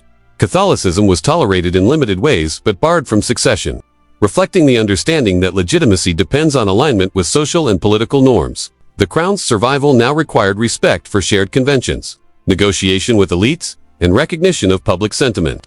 Authority was no longer solely inherited or divinely sanctioned, it was embedded within the legal and cultural framework of the nation. The Glorious Revolution also highlighted the symbolic power of monarchy. The crown remained a central figure in governance, ceremony, and identity, even as its powers were constitutionally limited. William and Mary's accession demonstrated that monarchy could endure political and social crises when it adapted, respecting both tradition and law. The survival of the institution relied on its ability to project legitimacy while accepting constraints imposed by society, parliament, and the principles of governance. In essence, the Glorious Revolution represents a reconciliation between authority and recognition. It confirms a recurring pattern in English history. Monarchy survives best when power is balanced with legitimacy. Coercion is tempered by consent, and personal ambition is moderated by institutional structures. The revolution preserved the crown, strengthened parliament, and created a system in which monarchy could endure in a stable, lawful, and symbolically resonant form. This moment transformed the monarchy from an absolute institution into one accountable to law and society. England's kings and queens would retain prestige, influence, and symbolic authority, but their survival and the crown's legitimacy would henceforth depend on negotiation, recognition, and alignment with the structures that reflected the will of the governed. The Glorious Revolution was not simply a change of rulers, it was the birth of constitutional monarchy, ensuring that the crown could endure centuries of political, social, and religious change without repeating the catastrophes of regicide or civil war. By the end of the revolution, monarchy had been redefined, no longer absolute, yet stronger in its adaptability and legitimacy than ever before. Authority now rested on law, consent, and recognition, creating a system in which kings and queens could govern effectively while avoiding the fatal mistakes of their predecessors. The crown had survived, but it had evolved, demonstrating the enduring resilience of monarchy when power is exercised wisely, symbolically, and within the constraints of recognition and tradition. The early 18th century ushered in a profound transformation in English monarchy. With the death of Queen Anne in 1714, the crown passed to the House of Hanover, line of German princes whose claim rested on religion, legality, and parliamentary settlement rather than domestic popularity. George I, the first Hanoverian king, arrived as a foreign monarch, speaking little English and relying heavily on ministers to manage governance. This period illustrates a critical moment in which real political power began shifting from the crown to parliament and the emerging office of prime minister. The Hanoverian succession was designed to secure Protestant continuity. Parliament, wary of Catholic claims, had established the Act of Settlement, 1701, ensuring that the crown would pass to the nearest Protestant heir. George I, a great-grandson of James I's daughter, met these criteria, but his foreign birth and limited understanding of English politics created an immediate dependence on advisors. Authority, previously concentrated in the person of the monarch, now required delegation.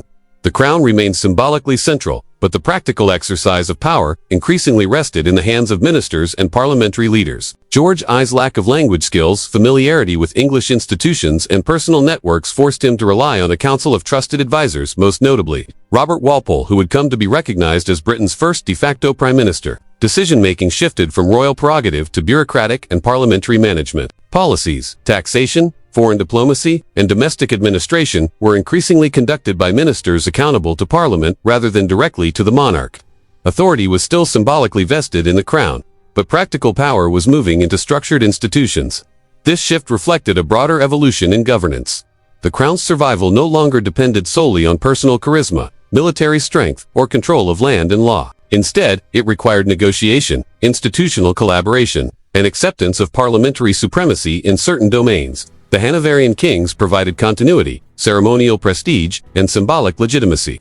But day-to-day governance increasingly rested on ministerial authority. The emergence of the prime minister was a natural consequence, a leader who could mediate between the crown, parliament, and the nation. Authority now had layers: monarch, minister, legislature, and each depended on recognition and practical competence for the system to function. George I and George II ruled at a time when Parliament was consolidating power. The Whigs dominated political life, controlling finance, legislation, and policy direction. The monarchy's traditional tools, patronage, influence, and prerogative remained, but were increasingly limited by parliamentary oversight. The balance of power had shifted subtly but irreversibly. The crown survived, but the locus of decision-making had moved outward, signaling the rise of constitutional and ministerial governance.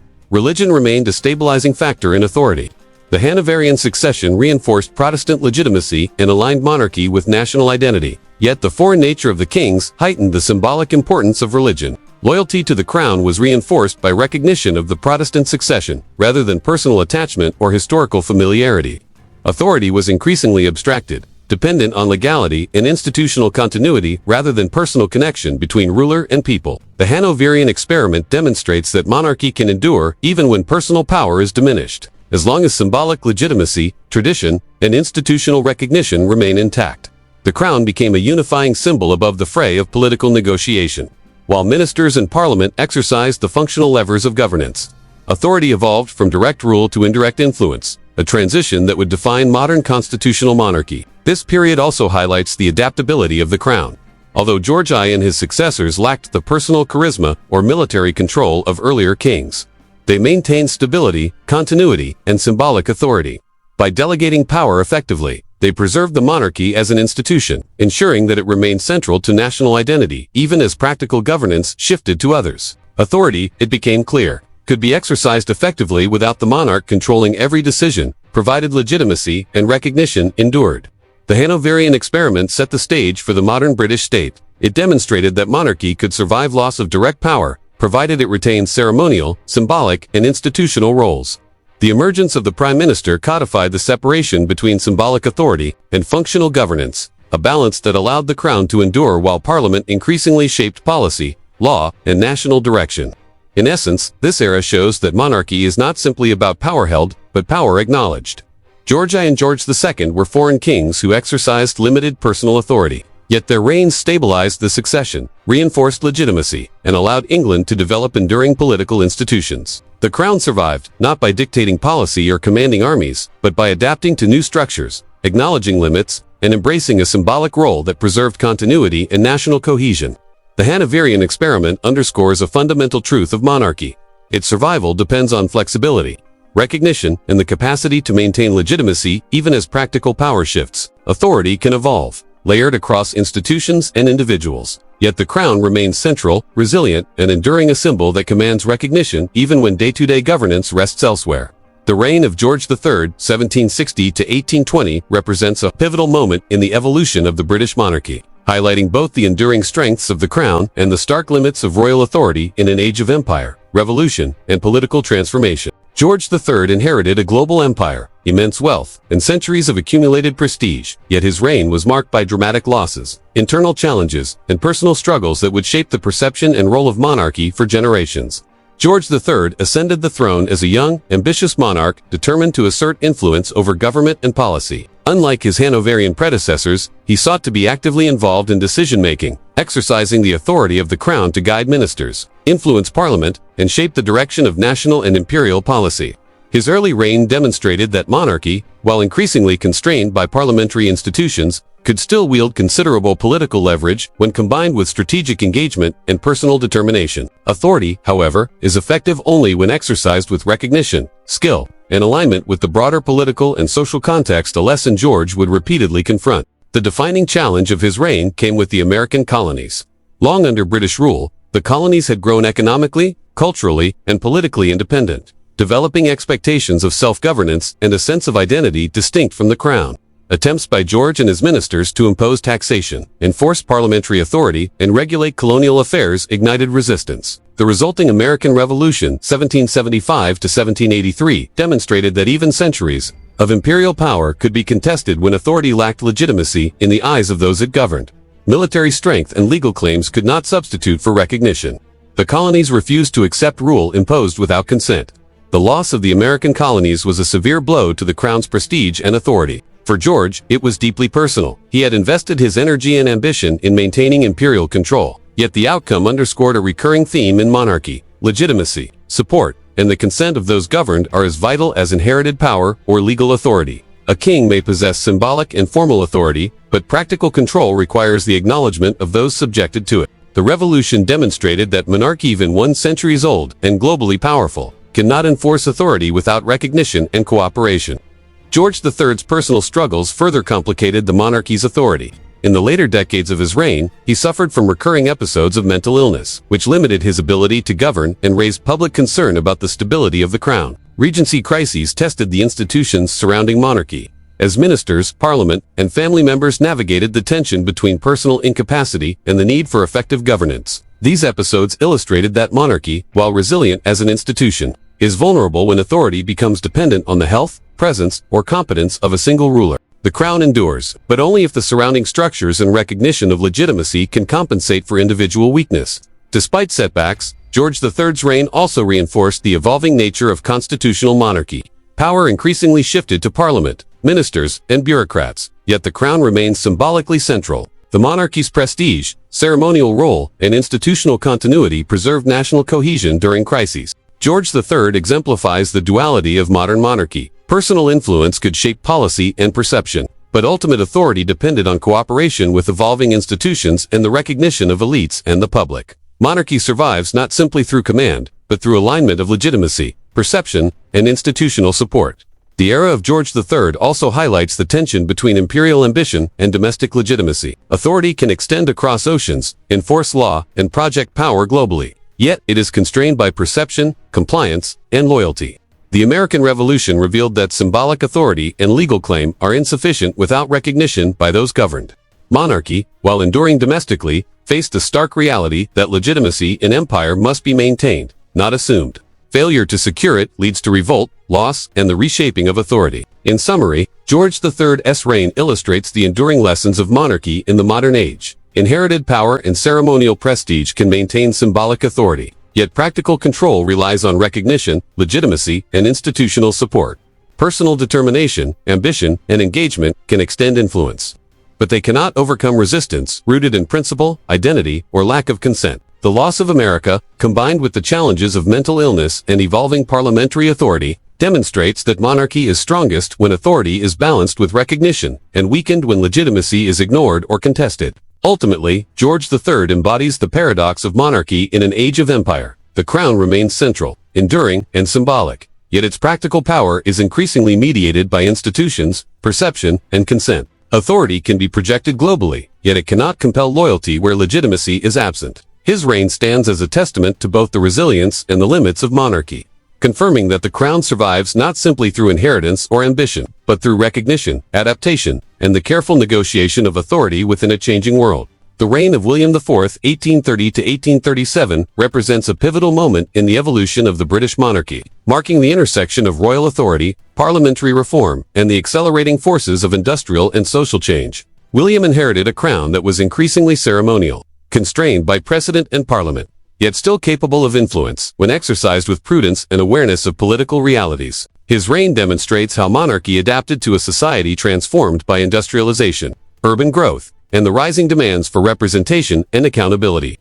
William IV came to the throne after the long and stable reign of George IV. inheriting a nation on the cusp of transformation. The Industrial Revolution had begun to reshape the economy, creating new wealth, urban centers, and social dynamics. Traditional elites, the landed gentry and aristocracy, remained influential, but a growing middle class, urban populations, and industrial workers increasingly demanded political representation and reform. Authority, once concentrated in the monarchy and parliament dominated by elites, now had to account for these emerging forces. Monarchy could no longer operate purely through tradition.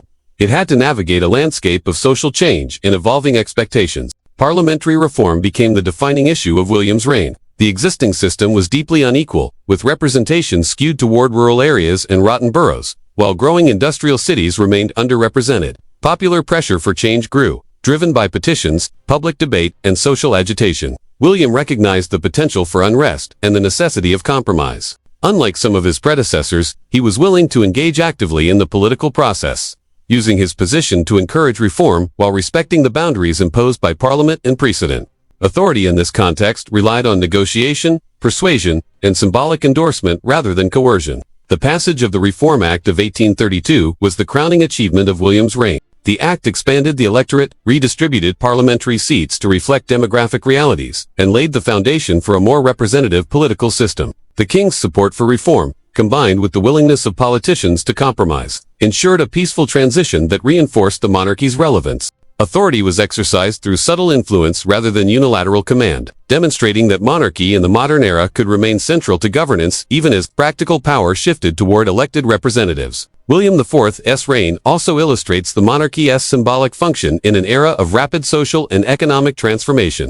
Industrialization brought new wealth, new cities, and new social classes into the national consciousness. The crown, through ceremony, public appearances, and patronage, provided a unifying symbol amidst the changes. The monarchy's presence reinforced continuity and stability, even as parliament and emerging institutions managed the day-to-day levers of government. Authority now operated on two levels: practical, exercised by ministers and elected officials, and symbolic, exercised by the crown to maintain cohesion, legitimacy, and national identity. The challenges of reform revealed the limitations of monarchy as well. William's personal influence could guide political outcomes, but it could not impose them. Coercion was neither necessary nor effective.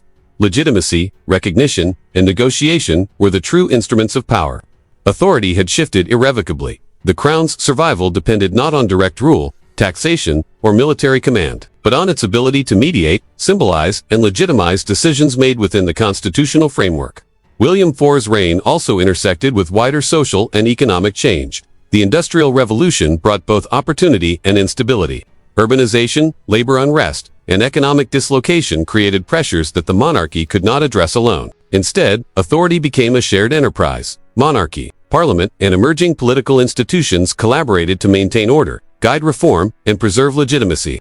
The crown's role was increasingly that of arbiter, patron, and symbolic anchor, ensuring that rapid change did not undermine national cohesion. Ultimately, the reign of William IV demonstrates the evolution of monarchy from direct governance to constitutional influence. The crown's authority, once exercised through coercion, patronage, and personal dominance, now functioned through recognition, negotiation, and symbolic leadership. Reform and industrialization demanded adaptation. Monarchy survived not by resisting change, but by aligning legitimacy with emerging social and political realities. The passage of the Reform Act under William IV confirmed that monarchy could retain centrality in governance while surrendering practical control over legislation and policy. Authority was now mediated through institutions, shared between crown and parliament, and legitimized by both tradition and public recognition. The monarchy's survival depended on flexibility, prudence, and the ability to embody continuity in a rapidly changing society.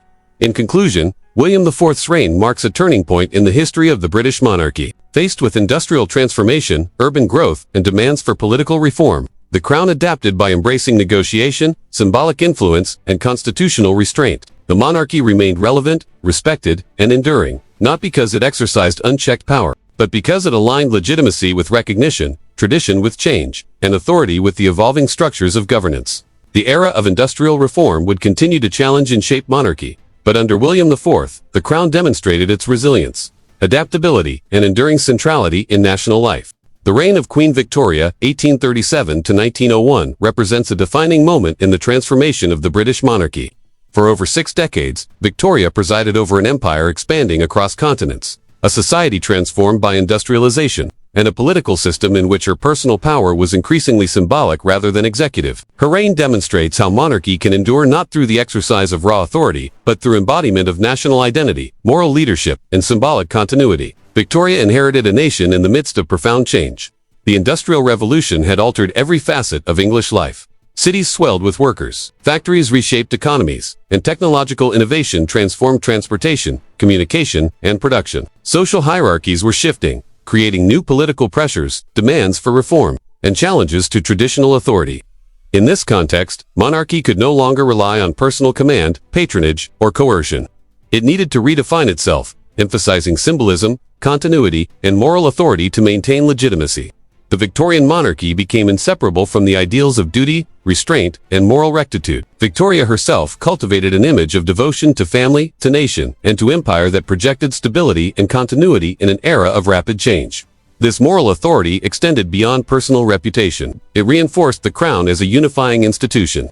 By embodying ideals of loyalty, diligence, and national pride, Victoria transformed the monarchy into a symbol that transcended political conflicts, appealing to both the elite and the growing middle class. Authority, in this context, was exercised not through direct governance, but through recognition and representation of shared values. Empire defined much of Victoria's reign. Britain's influence stretched across Africa, Asia, and the Pacific, and the monarchy became a global emblem of authority. Symbolism was crucial. The Queen, as head of state, represented continuity, stability, and legitimacy across territories where she could never personally govern. The crown's presence was felt through ceremonies, proclamations, and the projection of imperial identity, while day-to-day administration was conducted by colonial governors, local officials, and ministers in London.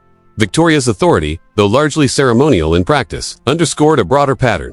Monarchy survives by embodying the identity and values of the nation, even when practical power is exercised elsewhere. Industrialization, urbanization, and social reform further limited direct monarchical power, yet strengthened the symbolic role of the crown. The monarchy provided a sense of unity in a fragmented society, offering a stable and recognizable figure around which loyalty and national identity could coalesce.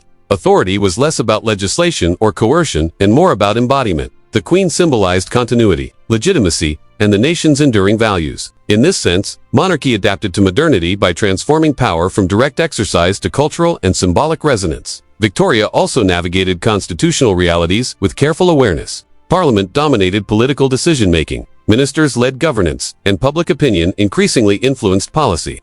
The Queen's influence was subtle, shaping policy through counsel, moral persuasion, and strategic engagement with ministers, rather than issuing orders. The monarchy's survival depended on recognition, respect, and symbolic authority. By aligning her image with national pride and imperial identity, Victoria maintained relevance without overstepping the limits imposed by evolving democratic institutions. The global nature of the British Empire during Victoria's reign reinforced the distinction between symbolic and practical authority. Monarchs could not directly govern distant colonies, but the crown's legitimacy, ceremonial presence, and symbolic authority maintained cohesion and recognition across vast territories. This period illustrates a central lesson of modern monarchy. Power can be projected and sustained through legitimacy, image, and recognition, even when direct control is impossible. Authority is as much about perception as it is about administration. Victoria's reign also emphasized the importance of personal morality in sustaining legitimacy. The Queen's public image, pious, diligent, and devoted, became inseparable from the institution itself. Monarchy was no longer primarily a political or military authority. It was a moral and symbolic anchor, legitimizing the state and empire through continuity, propriety, and example. This moral authority provided resilience, even as society changed. Industrial unrest grew, and political pressures mounted. The monarchy remained central to national identity. In conclusion, the Victorian era demonstrates the evolution of monarchy into a symbolic, moral, and unifying institution. Authority shifted from command to representation, from coercion to legitimacy, and from governance to embodiment of national values. Victoria maintained the relevance of the crown in an age of industrial, social, and imperial transformation by emphasizing duty, continuity, and moral leadership. The monarchy survived and thrived, not by exercising raw power, but by becoming the symbol of an empire and a nation, demonstrating that in the modern era, legitimacy, recognition, and moral authority are the true foundations of enduring monarchy. The reign of George V, 1910 to 1936, represents a critical chapter in the history of the British monarchy, illustrating how the crown survived amid global upheaval, war, and social transformation. From the onset of World War I to the profound shifts in public perception, George V guided the monarchy through crises that tested its legitimacy, adaptability, and symbolic authority. His reign demonstrates that monarchy endures not solely through tradition, ceremony, or inherited power, but through its capacity to respond to social and political pressures, to embody national identity, and to adapt in times of unprecedented challenge. George V ascended the throne in 1910, inheriting a constitutional monarchy in which real political power rested largely with parliament and ministers, but symbolic authority and national leadership remained concentrated in the crown. His reign coincided with rising tensions in Europe, social unrest at home, and the growing democratization of British society. The monarchy's survival depended on its ability to maintain legitimacy and public recognition in a rapidly changing world. George understood that the crown could no longer rely solely on ceremony or tradition. It needed to project relevance, empathy, and unity to maintain authority. The outbreak of World War I in 1914 posed the first major test. Britain entered a total war, mobilizing its population, economy, and military on an unprecedented scale. The monarchy, though not directly responsible for strategic decisions, became a central symbol of national cohesion. George V visited troops, met with citizens, and projected a sense of shared sacrifice. Authority in this context was symbolic. The king represented continuity, resilience, and the moral purpose of the war effort. The crown's legitimacy was strengthened through visible engagement with the people in alignment with national sentiment. War also exposed vulnerabilities in the monarchy's image. Anti-German sentiment grew at home, and George's family name, Saxe-Coburg and Gotha, reflected his German ancestry. Public perception became critical. Legitimacy could be threatened by association or symbolism. In response, George made a decisive and symbolic move in 1917. He changed the royal house's name to Windsor, a name resonating with British identity, history, and patriotism. This act reinforced the monarchy's alignment with national sentiment and demonstrated that authority depends not just on inheritance or legal right, but on recognition and acceptance by the public. The name change was a deliberate adaptation, showing that the monarchy could survive crises by adjusting symbolism to reflect national loyalty. World War I also accelerated social and political change, including expanding the electorate, rising labor movements, and calls for reform. The monarchy had to navigate these shifts carefully. Direct intervention in politics was neither possible nor desirable. Authority now rested on moral leadership, symbolic presence, and the ability to unify the nation. George V demonstrated restraint, judgment, and adaptability, ensuring the crown maintained relevance while respecting the constitutional limits imposed by Parliament and public expectation. The monarchy's survival required legitimacy, recognition, and careful calibration of influence. The post-war period presented further challenges. The collapse of European monarchies, revolutionary movements, and the rise of new political ideologies threatened the symbolic authority of traditional crowns. In Britain, social upheaval, economic hardship, and nationalist movements tested the monarchy's role as a stabilizing institution. George V navigated these pressures by emphasizing continuity, national unity, and the ceremonial dignity of the crown.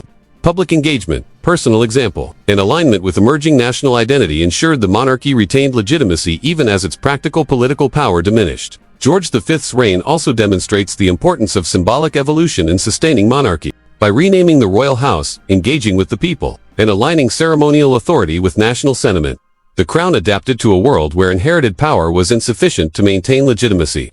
Authority became less about control and more about recognition, representation, and resilience in the face of social and political change. Monarchy survived not because it resisted transformation, but because it embraced adaptation while maintaining continuity, symbolism, and national significance.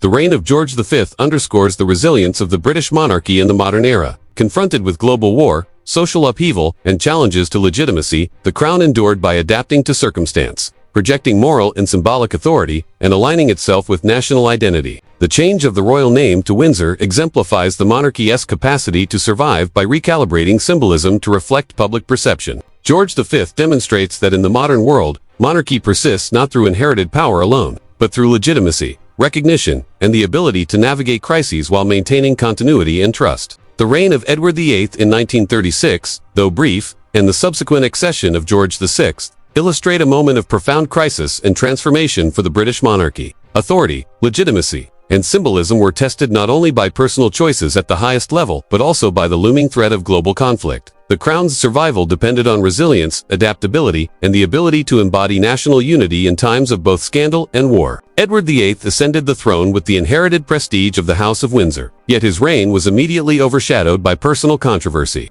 His desire to marry Vala Simpson, an American divorcee, presented a constitutional crisis. The monarch, head of the Church of England, could not marry someone whose status contradicted church law and public expectation. Edward's insistence on personal choice over duty revealed the fragile balance between royal prerogative and legitimacy. Authority, even when inherited, is constrained by tradition, law, and recognition. Without public and institutional acceptance, even a king could not govern effectively. The abdication of Edward VIII was unprecedented in modern British history. On December 11, 1936, he renounced the throne, prioritizing personal desire over duty. The monarchy survived only because institutions, parliament, government, and advisors acted decisively to preserve continuity and legitimacy. Edward's departure underscores a recurring lesson in monarchy. Power without recognition and adherence to accepted norms is hollow. Authority depends not only on inheritance, but on legitimacy in the eyes of both institutions and the public. The crown passed to George VI, Edward's younger brother, a man initially reluctant to rule. George VI inherited a monarchy destabilized by scandal, yet he faced challenges that demanded extraordinary leadership. The looming threat of World War II transformed the stakes. The monarchy's symbolic authority became as critical as its constitutional function. George VI's personal qualities, duty, restraint, and moral fortitude allowed the crown to regain legitimacy and reinforce its centrality to national identity. Authority in this era was exercised through example, visibility, and alignment with the values of the people rather than direct governance. During World War II, the monarchy assumed an intensely symbolic role. George VI and Queen Elizabeth toured bombed cities, visited troops, and addressed the nation via radio broadcasts. Their presence provided reassurance, continuity, and a shared sense of purpose. The crown became the embodiment of resilience, unity, and national identity. Authority was no longer about issuing commands. It was about inspiring loyalty, maintaining morale, and symbolizing the enduring legitimacy of the state. The monarchy's survival depended on public recognition, trust, and the projection of moral authority. Even in the absence of direct political power, the war years also highlighted the monarchy's adaptability. Despite constitutional limitations, George VI worked with ministers to support wartime policy, encourage unity among factions, and manage public perception. The crown's legitimacy was reinforced through visible engagement, strategic presence, and alignment with national sentiment. Authority now operated primarily on a symbolic and moral plane, demonstrating that in modern monarchy, survival is rooted less in control and more in recognition, duty, and the projection of shared values. The transition from Edward VIII to George VI illustrates the dual vulnerabilities and strengths of modern monarchy. Personal failure or controversy can threaten legitimacy, yet institutional resilience, public recognition, and adaptability can preserve the crown. The monarchy survived because it could absorb scandal, recalibrate symbolic authority, and align itself with national need. The abdication, followed by wartime leadership, redefined the monarchy as an institution capable of enduring personal and national crises, while maintaining continuity and symbolic power. In conclusion, the period encompassing Edward VIII's abdication and George VI's reign demonstrates the monarchy's resilience in the face of both personal and geopolitical crises. Authority, legitimacy, and survival depend on adherence to norms, alignment with public perception, and the ability to embody national values. George VI's leadership during World War II restored confidence in the crown, emphasizing symbolic authority, duty, and moral presence. The monarchy endured because it adapted, demonstrated continuity, and projected legitimacy, showing that in the modern era, survival depends as much on perception, morality, and example as it does on inherited power or constitutional position. The reign of Queen Elizabeth, 1952 to 2022, stands as the ultimate testament to the adaptability and resilience of the British monarchy. In an era defined by rapid technological change, decolonization, and shifting social expectations, the crown faced pressures unimaginable to her predecessors. Authority was no longer rooted in inherited power or even formal constitutional prerogative. It depended on recognition, relevance, and the ability to navigate an increasingly scrutinizing public and media landscape. Elizabeth II understood that survival required adaptation. The monarchy had to evolve or risk obsolescence. Elizabeth inherited a throne at a time when the British Empire was dissolving and the Commonwealth emerging as a network of independent nations bound by shared history and culture. The symbolic authority of the crown was essential to maintaining unity across continents, cultures, and political systems. Though her direct power was limited, her presence provided continuity and legitimacy, reminding citizens and leaders alike that the monarchy embodied stability amidst change. The crown became a living symbol of collective identity, able to transcend the purely political and resonate emotionally and culturally across generations. The media age transformed the monarchy's relationship with the public. Television, radio, and eventually digital platforms exposed the crown to unprecedented scrutiny. Every word, gesture, and public appearance could be observed, analyzed, and critiqued. Elizabeth too adapted by embracing visibility, ceremonial pageantry, and strategic communication, ensuring that the monarchy remained relatable and relevant without compromising dignity. The authority of the crown shifted further toward symbolic legitimacy,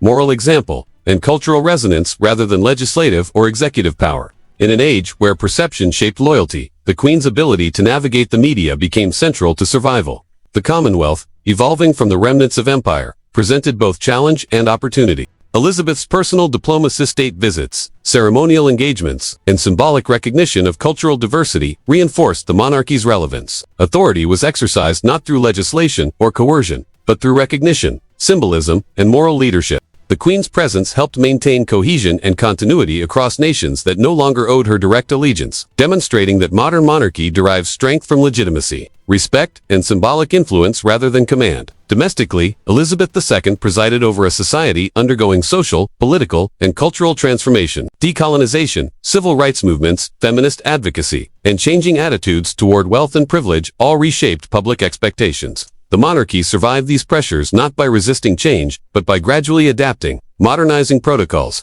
embracing charitable work, and projecting values aligned with evolving social norms. Authority now functioned as mediation, symbolism, and example, reinforcing the monarchy's legitimacy without direct governance. The Queen's long reign highlights a recurring theme in British history. Monarchy survives best when power is exercised through recognition rather than coercion. Elizabeth II faced personal, familial, and political challenges, yet consistently maintained public confidence and institutional continuity. Crises such as family scandals, political controversies, and societal upheavals tested symbolic authority, but adaptation, prudence, and consistency preserved legitimacy. The monarchy's strength lay in resilience, the ability to project stability, uphold tradition, and remain relevant to contemporary society. Elizabeth II also demonstrated that monarchy's role in the modern era is fundamentally symbolic. While ministers govern and parliament legislates, the crown serves as the enduring anchor of national identity and continuity. Authority is enacted through ceremony, public presence, and moral example. The Queen embodied unity during crises, symbolized the nation's history, and reinforced social cohesion across generations. Monarchy had evolved from a tool of coercion to a beacon of legitimacy, identity, and continuity. In conclusion, Queen Elizabeth II's reign exemplifies the modern principle that monarchy survives through adaptation, recognition, and symbolic authority. She navigated the pressures of the media age, global political shifts, and domestic transformation by aligning the crown with national values, maintaining relevance, and embodying continuity. Authority no longer depended on power over ministers or armies. It rested on legitimacy, recognition, and moral presence. The Queen demonstrated that the monarchy endures not because it resists change, but because it adapts, reinventing itself to remain central, respected, and unifying in a rapidly evolving world. The accession of King Charles III marks the latest chapter in the long evolution of the British monarchy, a line that has endured for over 1,000 years by adapting to changing political, social, and cultural landscapes. Charles inherits a crown that is no longer the source of direct political authority, but remains a potent symbol of continuity, tradition, and national identity. His reign is defined by new challenges, environmental crises, debates over relevance, and the pressures of a smaller, more scrutinized monarchy in a media-saturated world. Charles III has long signaled his commitment to causes that reflect contemporary global concerns. His focus on environmental issues from climate change to sustainable agriculture positions the crown as a moral and cultural advocate in a world grappling with ecological uncertainty. Unlike earlier monarchs, whose authority depended on war, wealth, or inheritance, modern symbolic power is exercised through leadership on ideas, values, and public engagement. Charles's environmental advocacy exemplifies how monarchy can remain relevant by aligning itself with global priorities and public conscience rather than legislative authority. Yet the monarchy under Charles also faces persistent debates over its role and relevance. Questions of cost, tradition, and necessity dominate public discourse. Unlike in previous centuries, when legitimacy was reinforced through law, religion, or conquest. Today, the crown's authority depends on consent, recognition, and cultural resonance. Every action, statement, or initiative is scrutinized through media, public opinion, and global perspectives. Charles III must navigate the delicate balance of projecting influence and moral authority without overstepping the constitutional and symbolic boundaries that define the modern crown. Authority today is exercised subtly, through visibility, advocacy, and the embodiment of values rather than governance. At the same time, the monarchy is shrinking in practical terms. The royal household, estates, and ceremonial roles are increasingly focused on the core family and symbolic duties, reflecting both economic realities and evolving public expectations. This contraction forces the crown to concentrate on high-impact symbolic acts, national unity, ceremonial presence, and advocacy while maintaining legitimacy with a public that demands accountability, transparency, and purpose. In this sense, the survival of the monarchy depends less on size, wealth, or privilege, and more on adaptability, recognition, and meaningful relevance. Charles III's reign also continues the pattern seen throughout British history. Survival depends on balancing tradition with innovation. He inherits centuries of accumulated legitimacy, yet faces an era in which inherited authority is insufficient on its own. The monarchy must continually prove its relevance, demonstrate alignment with public values, and adapt to cultural and social transformation. Just as previous monarchs navigated religious shifts, industrial revolutions, civil wars, and media scrutiny, Charles must guide the crown through an age defined by global interconnectedness, environmental uncertainty, and evolving notions of national identity. The challenges of the modern crown underscore a historical lesson. Monarchy endures not by resisting change, but by adapting, projecting legitimacy, and cultivating recognition. Charles III embodies this principle, emphasizing causes that resonate with contemporary society, engaging with a global audience, and ensuring that the monarchy remains a symbol of continuity, cohesion, and moral purpose. Authority is exercised not through law or armies, but through influence, symbolism, and example.